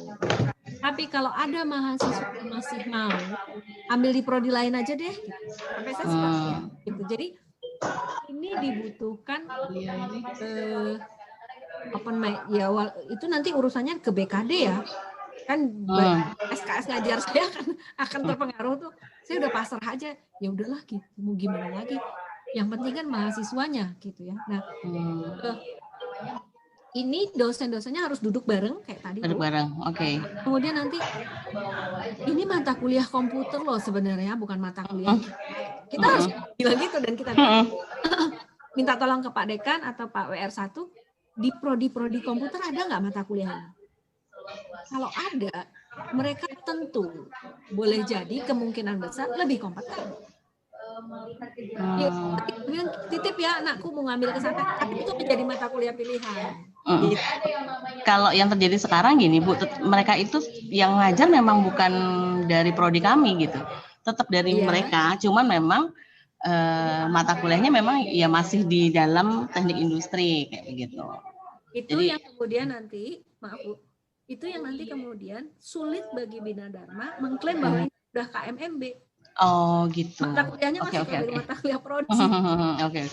Jadi minta tolong aja ke prodi itu, tolong ampu mata kuliah ini, kode kuliah mereka. Itu nanti kita bisa klaim sebagai, oh mahasiswaku udah ngambil lo ke sana. Iya, setuju Bu. Sebenarnya karena sekarang juga yang ngajar bukan kita gitu, cuman memang mata kuliahnya masih di bawah prodi. Artinya hanya perubahan pada kode mata kuliah saja kan, saya titipkan di SI misalnya, ini kan karena kebetulan nggak di SI begitu ya Bu. Karena kayak e-government, saya mata kuliah pilihan saya yang tawarkan salah satunya adalah e-government. E-government itu ada di SI gitu. Bahkan jadi bisa Bu. Jadi begitu caranya yang dilakukan adalah kalau ini bukan core competence kita serahkan ke tetangga. Ya. Walaupun itu menjadi penciri prodi ya Bu ya, karena saya memang menekankan teknik industri yang berbasis teknologi informasi itu sebagai penciri prodi teknik industri di Universitas Bina Dharma. Nah berarti kalau mau itu menjadi kompetensi ciri dari teknik industri, yang dikedepankan jangan komputernya Bu. Oh. Yang dikedepankan di judul mata kuliah, di deskripsi mata kuliah adalah teknik industri berbasis komputer. Ya, jadi ketika Ibu mengajarkan dasar-dasar pemrograman, tadi judulnya dasar pemrograman, Ibu nggak bisa kasih judul itu saja. Tapi dasar pemrograman untuk ilmu teknik industri atau untuk aplikasi industri gitu, dalam aplikasi industri, maka dia menjadi mata kuliah Ibu. Jadi nggak cukup algoritma dan pemrograman saja gitu ya. Kalau misalnya dia, kalau dari namanya algoritma, kalau berdasarkan nama saja, saya akan bilang ini kuliahnya orang iya. Tapi kalau algoritma dan pemrograman dalam teknik industri, saya mulai hati-hati nih nanya dulu, ini apa sih CP-nya, gitu kan gitu. Iya. Gitu Bu. Oke. Ya, makasih Bu. Silakan Bapak Ibu yang lain. Bu Nina mungkin atau Pak Ishak. Ini yang kaprodinya. Boleh sedikit Bu Kiki izin. Baik Pak. Jadi sebetulnya dosennya dosen teknik sipil ini. Ya. Jadi dilihat tadi waktu yang disampaikan ke Ibu tadi kurikulum itu, terutama ya dari sipil itu masih ada dua sebenarnya sudah berubah. Mungkin yang masih dikirim itu yang lama. Oh oke. Sebenarnya sudah 3 sudah perubahan semua. Memang nanti akan dirubah lagi, terutama mata kuliah yang sinergi dengan prodi lain. Ya. Saya lihat memang di sipil itu ada masalah pemrograman. Tapi itu tadi Bu, ya kesulitan kita yang tadi Ibu bilang bahwa pemrograman khusus ya. Kalau kita ambil misalnya untuk di komputer kita ini mereka pemrogramannya beda gitu ya. Buat algoritma apa semua. Sementara kalau kita kan sipil ini misalnya pemrograman menggunakan aplikasi atau software untuk analisis struktur misalnya untuk di sipil. Jadi kalau kita menggunakan mengambil ke prodi lain, ya memang komputer kita cukup bagus di sini ya. Cuma itu tadi tidak tercapai apa yang kita inginkan berbeda. Iya gitu. Karena mungkin mereka tidak akan bisa atau mungkin mereka tidak akan mau mengajarkan yang khusus untuk sipil gitu ya, untuk elektro misalnya. Ini agak susah Bu gitu. Iya. Betul Pak. Jadi itu tadi berarti nama kuliahnya yang dirubah. Jadi ketika kita bicara masalah menggunakan aplikasi spesifik teknik sipil, maka kita memberi judulnya bukan pemrograman komputer lagi, tetapi misalnya aplikasi mutakhir dalam teknik sipil. Judul kuliahnya jadi gitu Pak. Iya. Gitu jadi atau misalnya aplikasi untuk perencanaan struktur. Gitu. Nah, ketika bunyinya itu kita bisa klaim itu punya kita gitu. Iya. Tapi kalau bunyinya dasar-dasar pemrograman atau gitu, orang, oh ini punya komputer gitu. Ya, jadi keilmuannya dicirikan dalam nama mata kuliah. Ya, tapi repotnya kita itu tadi Bu, yang lintas prodi tadi susah berjalan gitu. Kesananya gitu. Betul Pak. Jadi itu yang diminta oleh Pak Menteri. Kita cukup legowo. Memang berat sekali melaksanakannya Pak. Cukup legowo bahwa dengan 84 SKS, core competence atau ciri itu sudah bisa kita berikan. Yang 60 SKS boleh diperkaya dari bidang lain. Jadi kita seperti didorong ya Pak untuk mampu menyelesaikan core competence engineer atau teknik sipil, keteknikan sipil dalam 84 SKS. Nah, memang ini juga menjadi ada dampak ikutan yang diharapkan sebetulnya Pak. Itu adalah kita betul-betul memberikan mata kuliah yang ciri khas prodi, bukan kulit. Sehingga mahasiswa, tadi Pak, mahasiswa tidak tertarik untuk ngambil di tempat lain. Prodiku udah bagus kok, gitu. Keren mata kuliahnya, gitu. Jadi, kalau mahasiswa kita bilang, alah kalau programan saya ngambil di komputer aja, itu kan berarti mata kuliah kita nggak keren Pak, gitu, bagi mereka ya. Gitu. Jadi itu tantangan untuk kita mendesain mata kuliah yang kontekstual bagi mahasiswa. That's it. Ini loh yang saya mau pelajari. Gitu. Jadi kan tadi posisinya hak ya. Jadi kita tetap ngasih penawaran, tapi kalau mahasiswa enggak, prodiku masih bagus kok. Cukup di prodi saya aja juga boleh kan. Bukan salah kita Pak.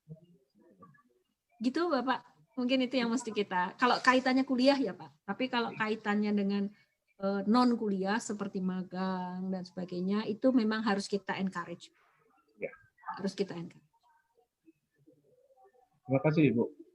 Ada yang lain ini? Teman-teman dosen atau Kaprodi ini sama Pak Isa sama Pak ini. Pak Isa ini Kaprodi dari Teknik Sipil, Bu. Ya, Bu Desi ini dari Teknik Industri.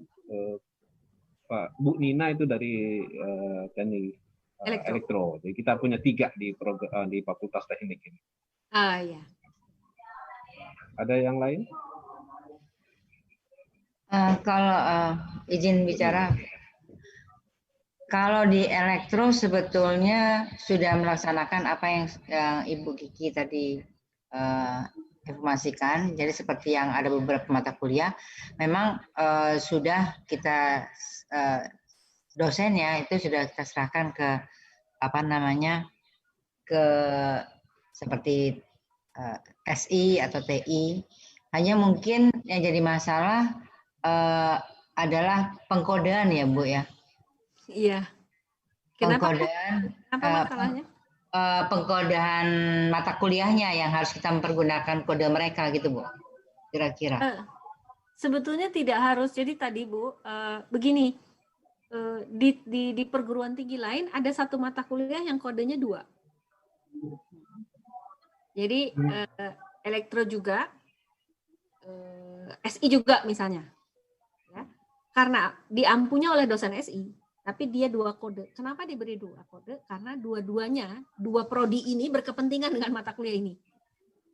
Jadi itu yang kita sebut sebagai multidisiplin jadinya. Bidang ilmu dalam mata kuliah itu, bidang kajiannya atau bahan kajiannya itu multidisiplin karena 2 prodi membutuhkan. Nah, bisa dilakukan seperti itu. Bisa kalau memang tadi Bu Desi mengatakan kalau teknik industri sebetulnya butuhnya ini gitu. Oke, kalau butuhnya itu CP-nya dispesifikkan, nama mata kuliahnya dispesifikkan untuk teknik industri, maka dia betul-betul punya industri, teknik industri. Dosennya boleh punya lain gitu. Maka kodenya tetap kode teknik industri. Tidak harus Bu mengubah kode mata kuliah, tetapi yang harus kita pastikan adalah mata kuliah ini mau ngasih CP apa gitu. Kalau CP-nya spesifik elektro, betul-betul elektro dan tidak ada urusannya dengan atau misalnya aplikasi komputer dalam elektro begitu, maka namanya itu diberi elektronya, kemudian kita bisa lihat di deskripsi. Jadi siapapun yang akan melihat ini tidak hanya bisa melihat dari judul mata kuliah, dia harus melihat dari deskripsi mata kuliah. Di dalam deskripsi mata kuliah akan kelihatan topik-topik apa. Bahasa sederhananya begini Bu, kalau kami kalau melakukan audit, buku teksnya apa? Kalau buku teksnya sama, itu artinya tidak ada pembeda. Sebenarnya. Jadi banyak nih, di unsuri juga banyak. Statistik nggak bisa, statistiknya pertanian, beda banget statistik pertanian dengan statistik biasa. Pakai bukunya apa? Still Entory ya sama aja statistik judulnya. Gitu. Kalau hanya kasus-kasusnya ya taruh di praktikum, kalau posisi kasusnya. Tapi ketika ilmunya memang sudah beda, maka ya wajar dia diberi nama berbeda. Jadi kita biasanya mungkin dekan dengan WD1 dengan WR1 dengan para koprodi itu bisa berdiskusi dengan dosen-dosennya itu untuk memastikan bahwa ini betul-betul mata kuliah kita, spesifik kita, karena ini loh, textbooknya aja udah beda. Tapi kalau textbooknya sama, itu umumnya ya sebetulnya hanya posisinya adalah konteksnya, ditaruh di konteks apa. Jadi Bu Nina tidak harus merubah kode mata kuliah, yang harus kita pastikan dulu adalah substansi atau body of knowledge dari masing-masing mata kuliah ini, body of knowledge-nya siapa. Baik. Itu Bu. Terima kasih Bu. Pak Isa, Sama-sama. Ya, terima kasih Bu Kiki. Ya Pak Isa. Assalamualaikum warahmatullahi. Waalaikumsalam. Ada beberapa mata kuliah memang namanya sama. Tadi yang Ibu Kak jelaskan memang sudah juga masuk dalam seperti statistik dan probabilitas. Tapi kajian aplikasi ilmu itu sendiri saya kira berbeda. Setelah kita menghitung misalnya metode Gamble untuk aplikasinya, perhitungan air. Nah itu aja. Tapi mata kuliahnya sama. Kemudian, apakah bisa juga dimasukkan dalam penggabungan? Saya kira atau tidak gitu. Ini memang Pak Ishak untuk menyiasati KMMB ini dibutuhkan koordinasi dari UPPS, dari fakultas. Jadi nanti Pak Firdaus akan berunding dengan koprodi-koprodi ini. Kemudian kalau misalnya ada mata kuliah yang judulnya mirip-mirip sama-sama, terus dengan sama-sama ya dengan open minded gitu kita duduk bareng gitu terus ini sebenarnya bisa ditarik jadi mata kuliah fakultas umpamanya tadi Pak betul tidak menjadi fakultas orang gitu tapi ternyata atau kalau tadi saya lihat ada menggambar teknik ya menggambar teknik itu semua prodi ternyata ada nih menggambar teknik gitu. Ya udah ini jadi mata kuliah fakultas diampu oleh 3 dosen dari 3 prodi itu. Tetapi kode mata kuliahnya kan menjadi fakultas ya, kan udah di luar prodi namanya Pak.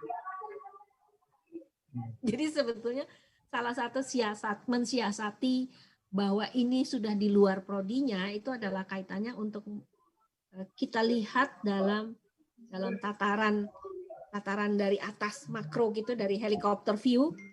Oke, ini ada mata kuliah yang bisa ditarik di fakultas. Untuk penciri keteknikan itu dimungkinkan Pak Ishak dan tentu saja kalau dosen pengampu mata kuliah ini mampu meyakinkan atau bisa meyakinkan kita semua bahwa mata kuliah ini spesifik betul. Biasanya kalau ada dosen yang seperti itu saya biasanya kejar dengan penelitian dia Pak. Karena kalau basis dia penelitian kan ada temuan-temuan baru Pak yang spesifik tentang statistik dan probabilitas yang berkaitan dengan teknik sipil. Jadi penelitian dia mengatakan, penelitianku mengatakan begini dan ini harus diajarkan ke mahasiswa. Maka itu sangat bisa kita terima argumentasi itu dia perlu mata kuliah sendiri.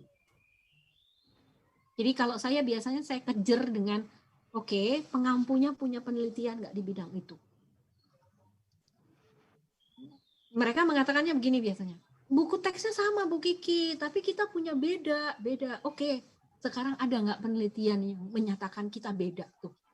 ada Bu, ini penelitian saya tahun sekian, nggak apa-apa, tahun lama juga nggak apa-apa.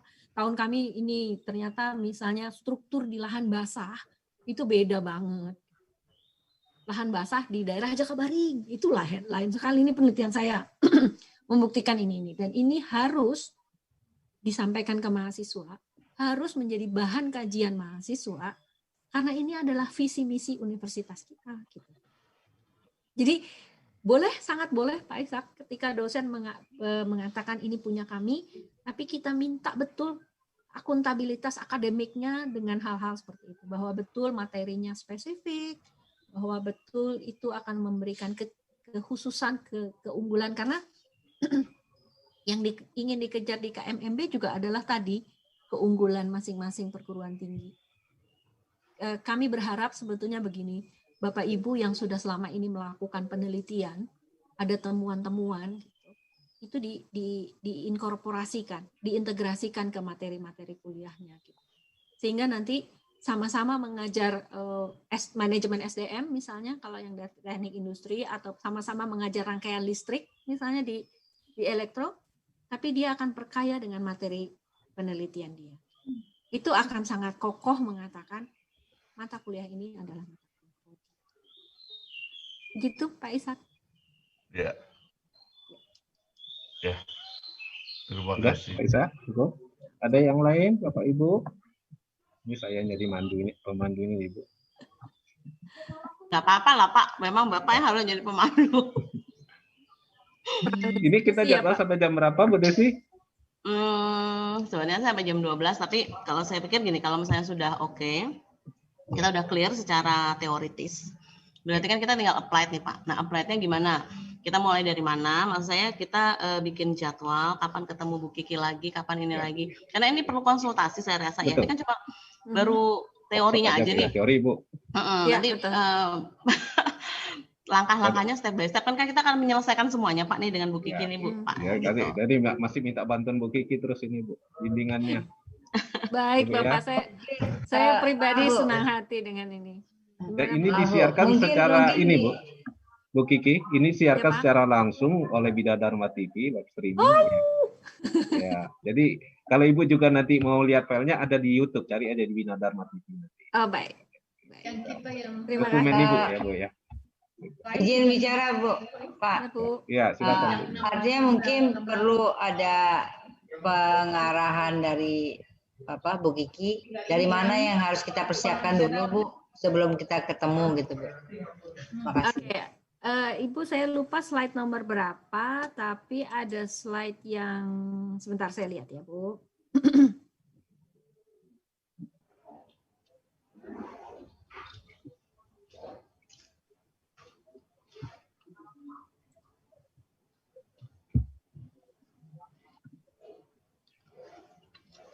Mulainya dari slide itu, Bu. Oke, slide nomor 27. Yang kita merancang experiential learning. Jadi saya share sebentar ya, Bu.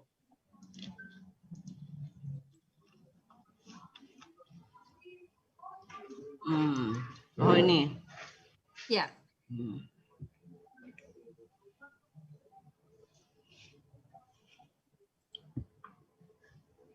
Ada, Bu?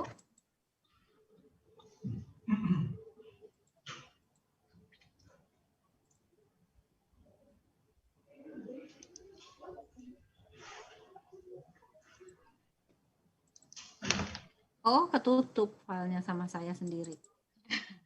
Sharing lagi, Bu, di-sharing lagi. Iya, iya. Baik. Saya cari-cari mau share kemana filenya. Oh, ternyata saya tutup.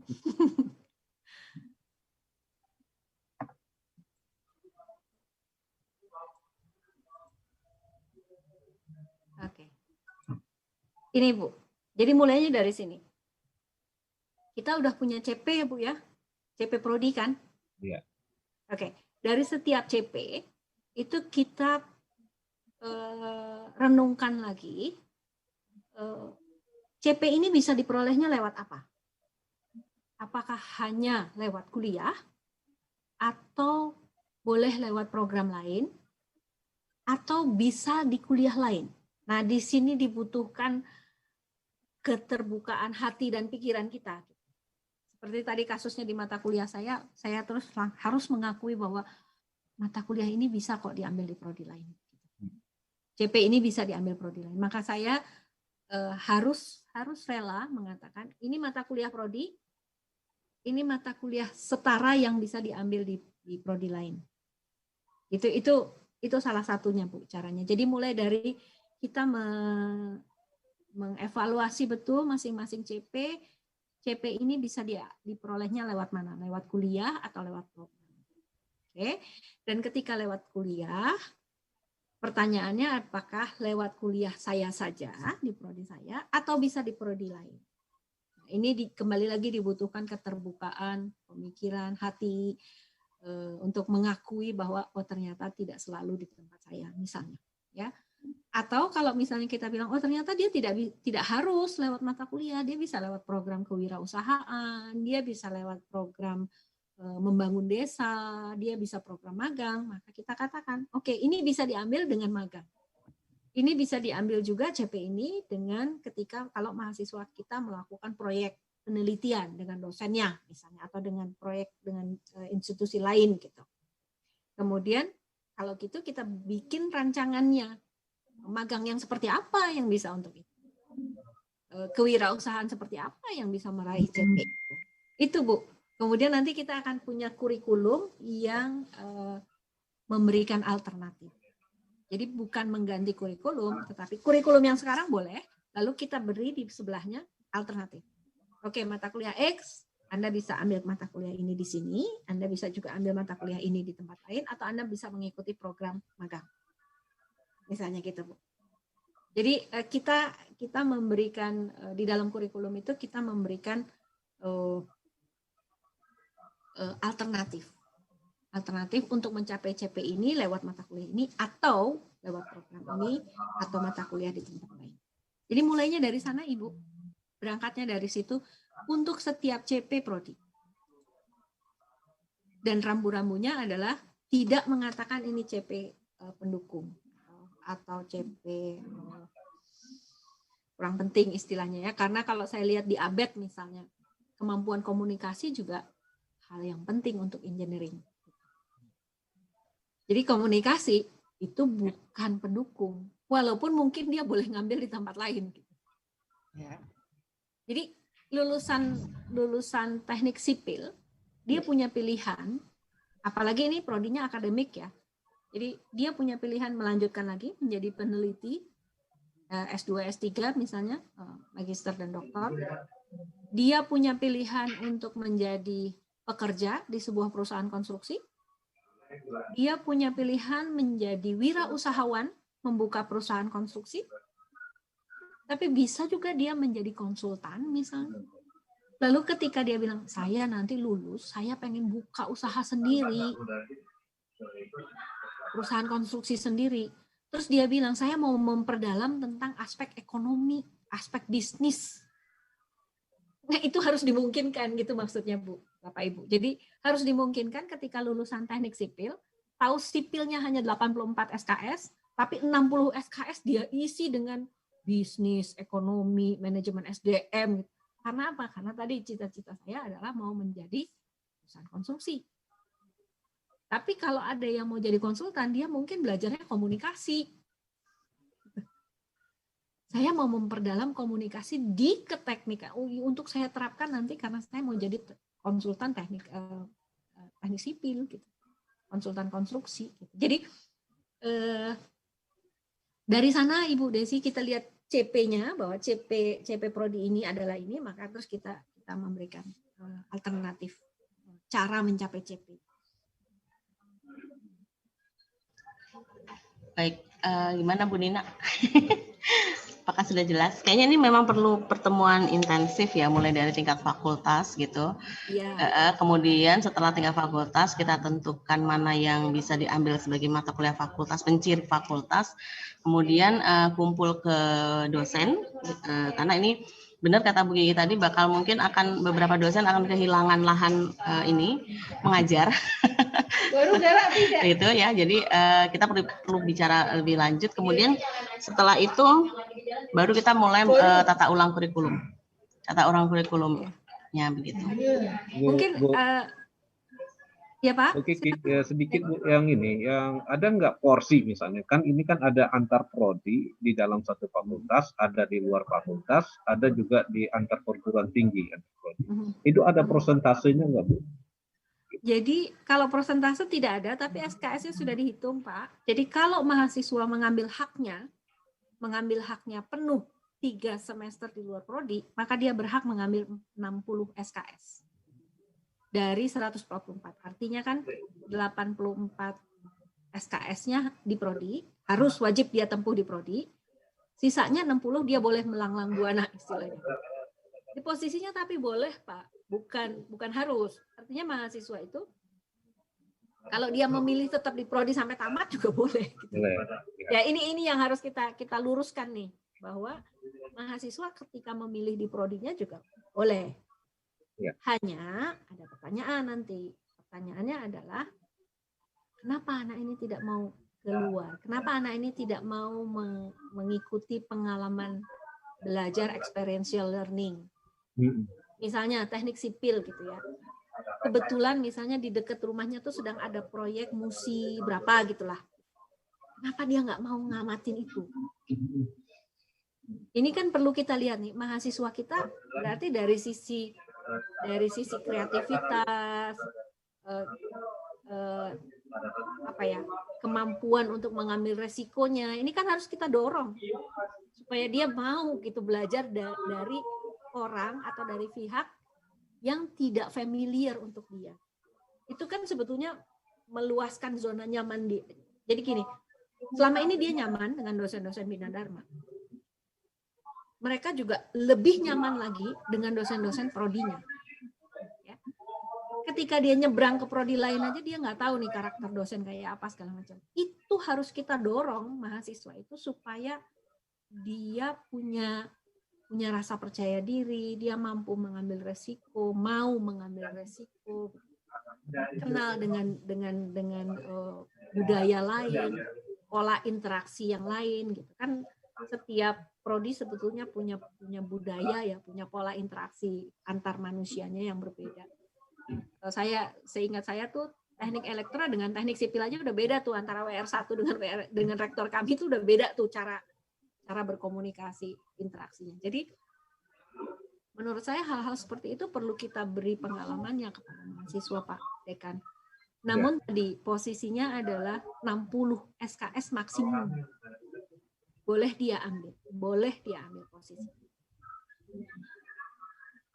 Itu Pak proporsi. Oke, terima kasih Bu Kiki.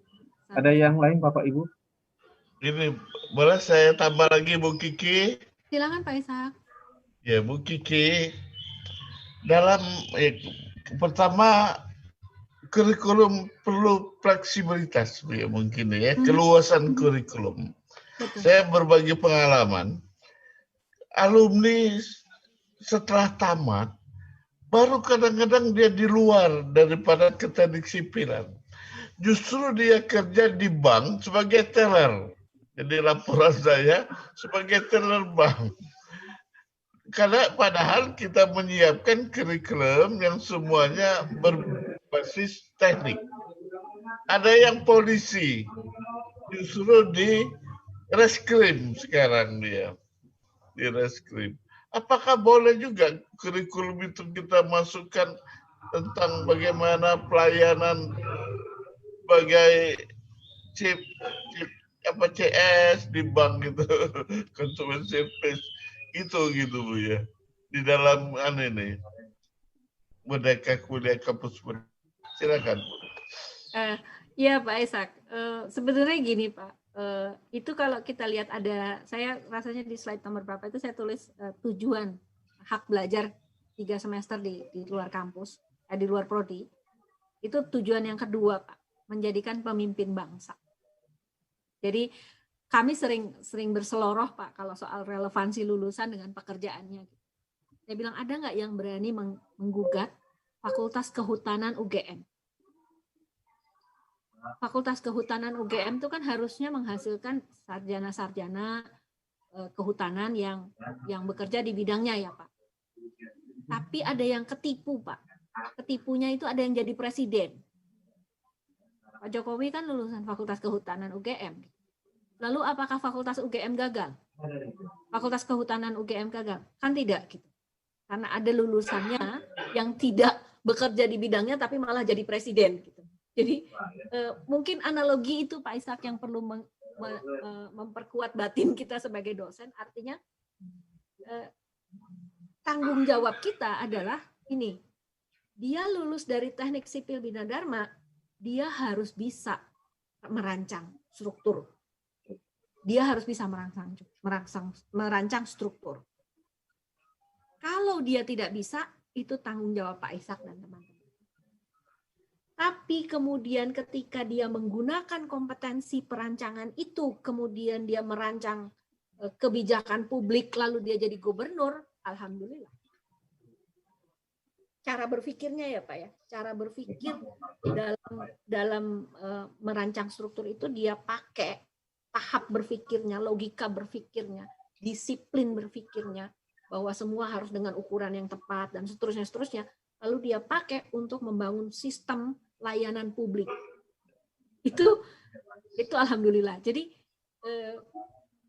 saya sering menemukan banyak ilmu yang kita berikan, lalu mahasiswa itu entah karena takdir, bisa kebetulan, bisa sengaja, itu menggunakan pengetahuan yang kita berikan kepada mereka untuk diaplikasikan pada konteks yang lain.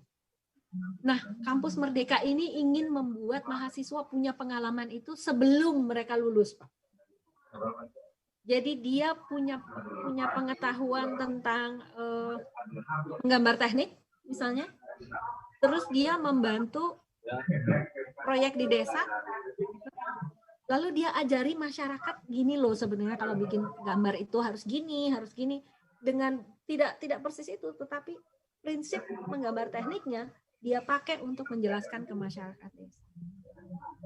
Jadi lalu dia jadi lurah gitu ya Pak ya, atau jadi kades. Oh, nggak apa-apa Pak. Tanggung jawab kita adalah CP Prodi kita berikan. Konteks implementasinya itu menjadi hak mahasiswa. Jadi ketika dia jadi teller Pak, maka yang harus Bapak bekalkan ke dia adalah integritas.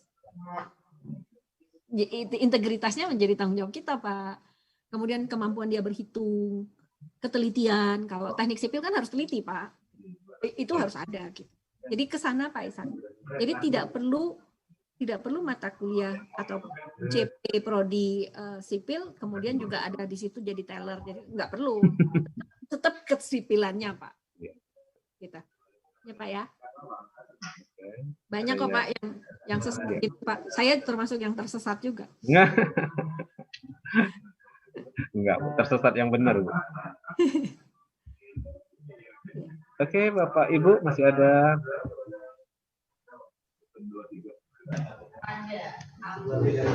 Ya, pribadi menggunakan ilmu sistem. Saya belajar ilmu sistem di teknik industri. Saya menggunakan pendekatan sistem itu untuk membangun berbagai pengaturan akademik di SPMI, Pak. Betul.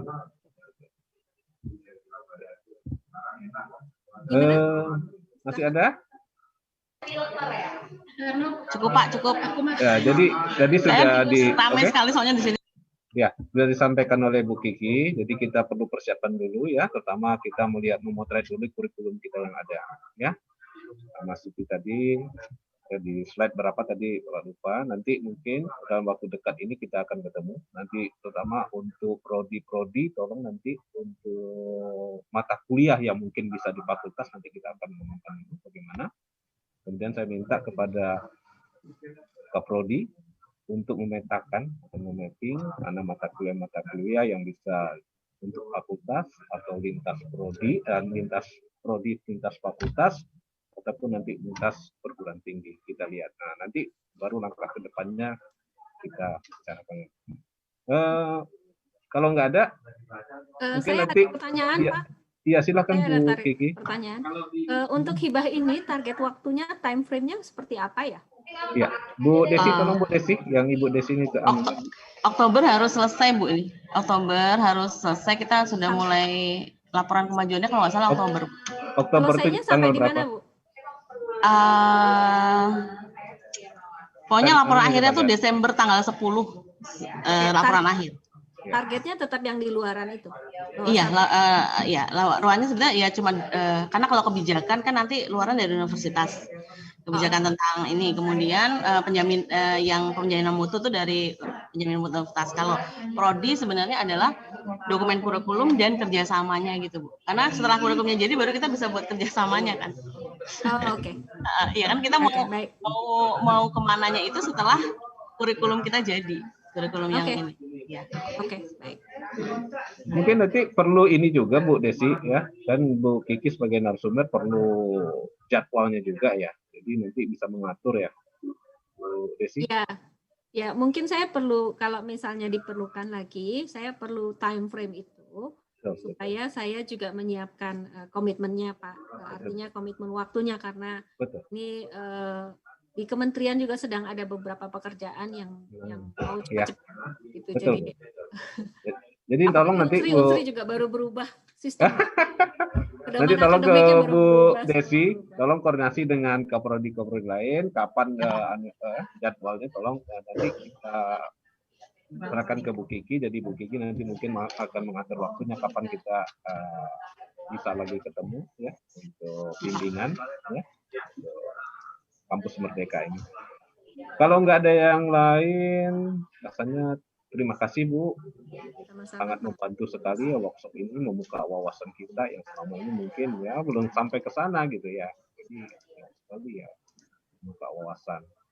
Jadi dalam waktu dekat ini kami akan mencoba dulu ya ketemu sama Bu, kemudian nanti yang itu tadi. Jadi juga ini masalah waktu Ibu ya, jadi nanti kita akan membuatkan trennya kapan ininya, mungkin nanti kita diskusikan lagi kapan Ibu bisa ketemu karena Ibu sibuk ya, kapan ini harus kita atur kan, bisa ketemunya apabila kedua belah pihak bisa ya, seperti ini aja minggu kemarin Ibu sudah, kita enggak ya, karena waktu sekarang kita atur bisa ketemu, alhamdulillah.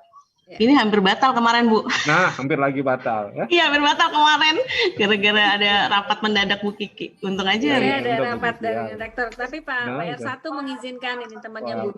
Alhamdulillah. Enggak apa-apa, pergilah ke sana. Untung loh ada surat ini. Iya. Oke, Bu Desi semua para dosen ada yang mau dianukan lagi? Nanti kita kontak lagi ya, terutama Bu Desi Bu ya, tolong sama Bu Kiki tolong kontak terus. Siap Pak. Jadwalnya, dari Bu Kiki bisa mengatur jadwal kapan kita lagi, karena memang ini ada Bu dengan narasumbernya memang harus intensif bimbingannya. Iya Pak. Baik. Kalau ketemu nggak daring bisa berarti ya Bu ya? Bisa ya Bu, kita jadwalkan tidak dalam komposisi yang besar, hanya mungkin kita hanya melibatkan sekitar di bawah 10 orang lah gitu ya. Baik Bapak, nanti kita lihat situasinya. Kita dengan protokol kesehatan mungkin tetap kita lakukan. Kita atur tidak dalam ruangan yang agak besar, kita atur tidak dalam ruangan. Untuk bimbingan lebih intensif. Agak beda Bu, memang ketemu dengan secara offline dengan online agak beda. Betul Pak. Betul. Ya, nanti kita atur lagi Bu Desi ya, kapan ininya. Tapi secara kan terima kasih Bu atas kesempatan dan waktu Ibu yang sudah mau meluangkan ya. Pengalamannya ya. Jauh sekali Bu ya, manfaat yang kita terima hingga selama ini kita sudah merasa seperti kata dalam tempurung ya, itu sudah hebat, ternyata memang di luar itu jauh lebih hebat gitu ya. Jadi alhamdulillah. Kalau nggak ada lagi, Bapak tutup ya Bu Desi ya. Iya Pak, silakan Pak. Oke, terima kasih kepada Bapak Ibu dosen yang telah mengikuti acara ini dari awal sampai akhir. Semoga ini menambah wawasan kita ya, ilmu yang bermanfaat ya. Semoga selalu dilimpahin berkah ya, rahmat kepada kita semua. Tidak berkata panjang lagi ya, saya akhiri. Wabillahi taufiq wal hidayah. Wassalamualaikum warahmatullahi wabarakatuh. Waalaikumsalam warahmatullahi wabarakatuh. Mohon maaf lahir batin kalau ada yang salah. Oke Bu Kiki, Makasih sama-sama. banyak, Bu. Sama Bu, makasih Bu. Terima kasih Bu. Sama-sama, sampai jumpa. Oke, Saya pamit oke. ya. Mari Bu. Iya. Sampai ketemu Bu. Bapak Ibu, nanti saya akan kasih link absennya di fakultas aja kali ya. Ya, Nanti ini saya kita buat, butuh. saya akan buatkan sertifikat. Saya belum sempat masalahnya. Saya buatkan sertifikatnya bahwa ini kan sebagai seminar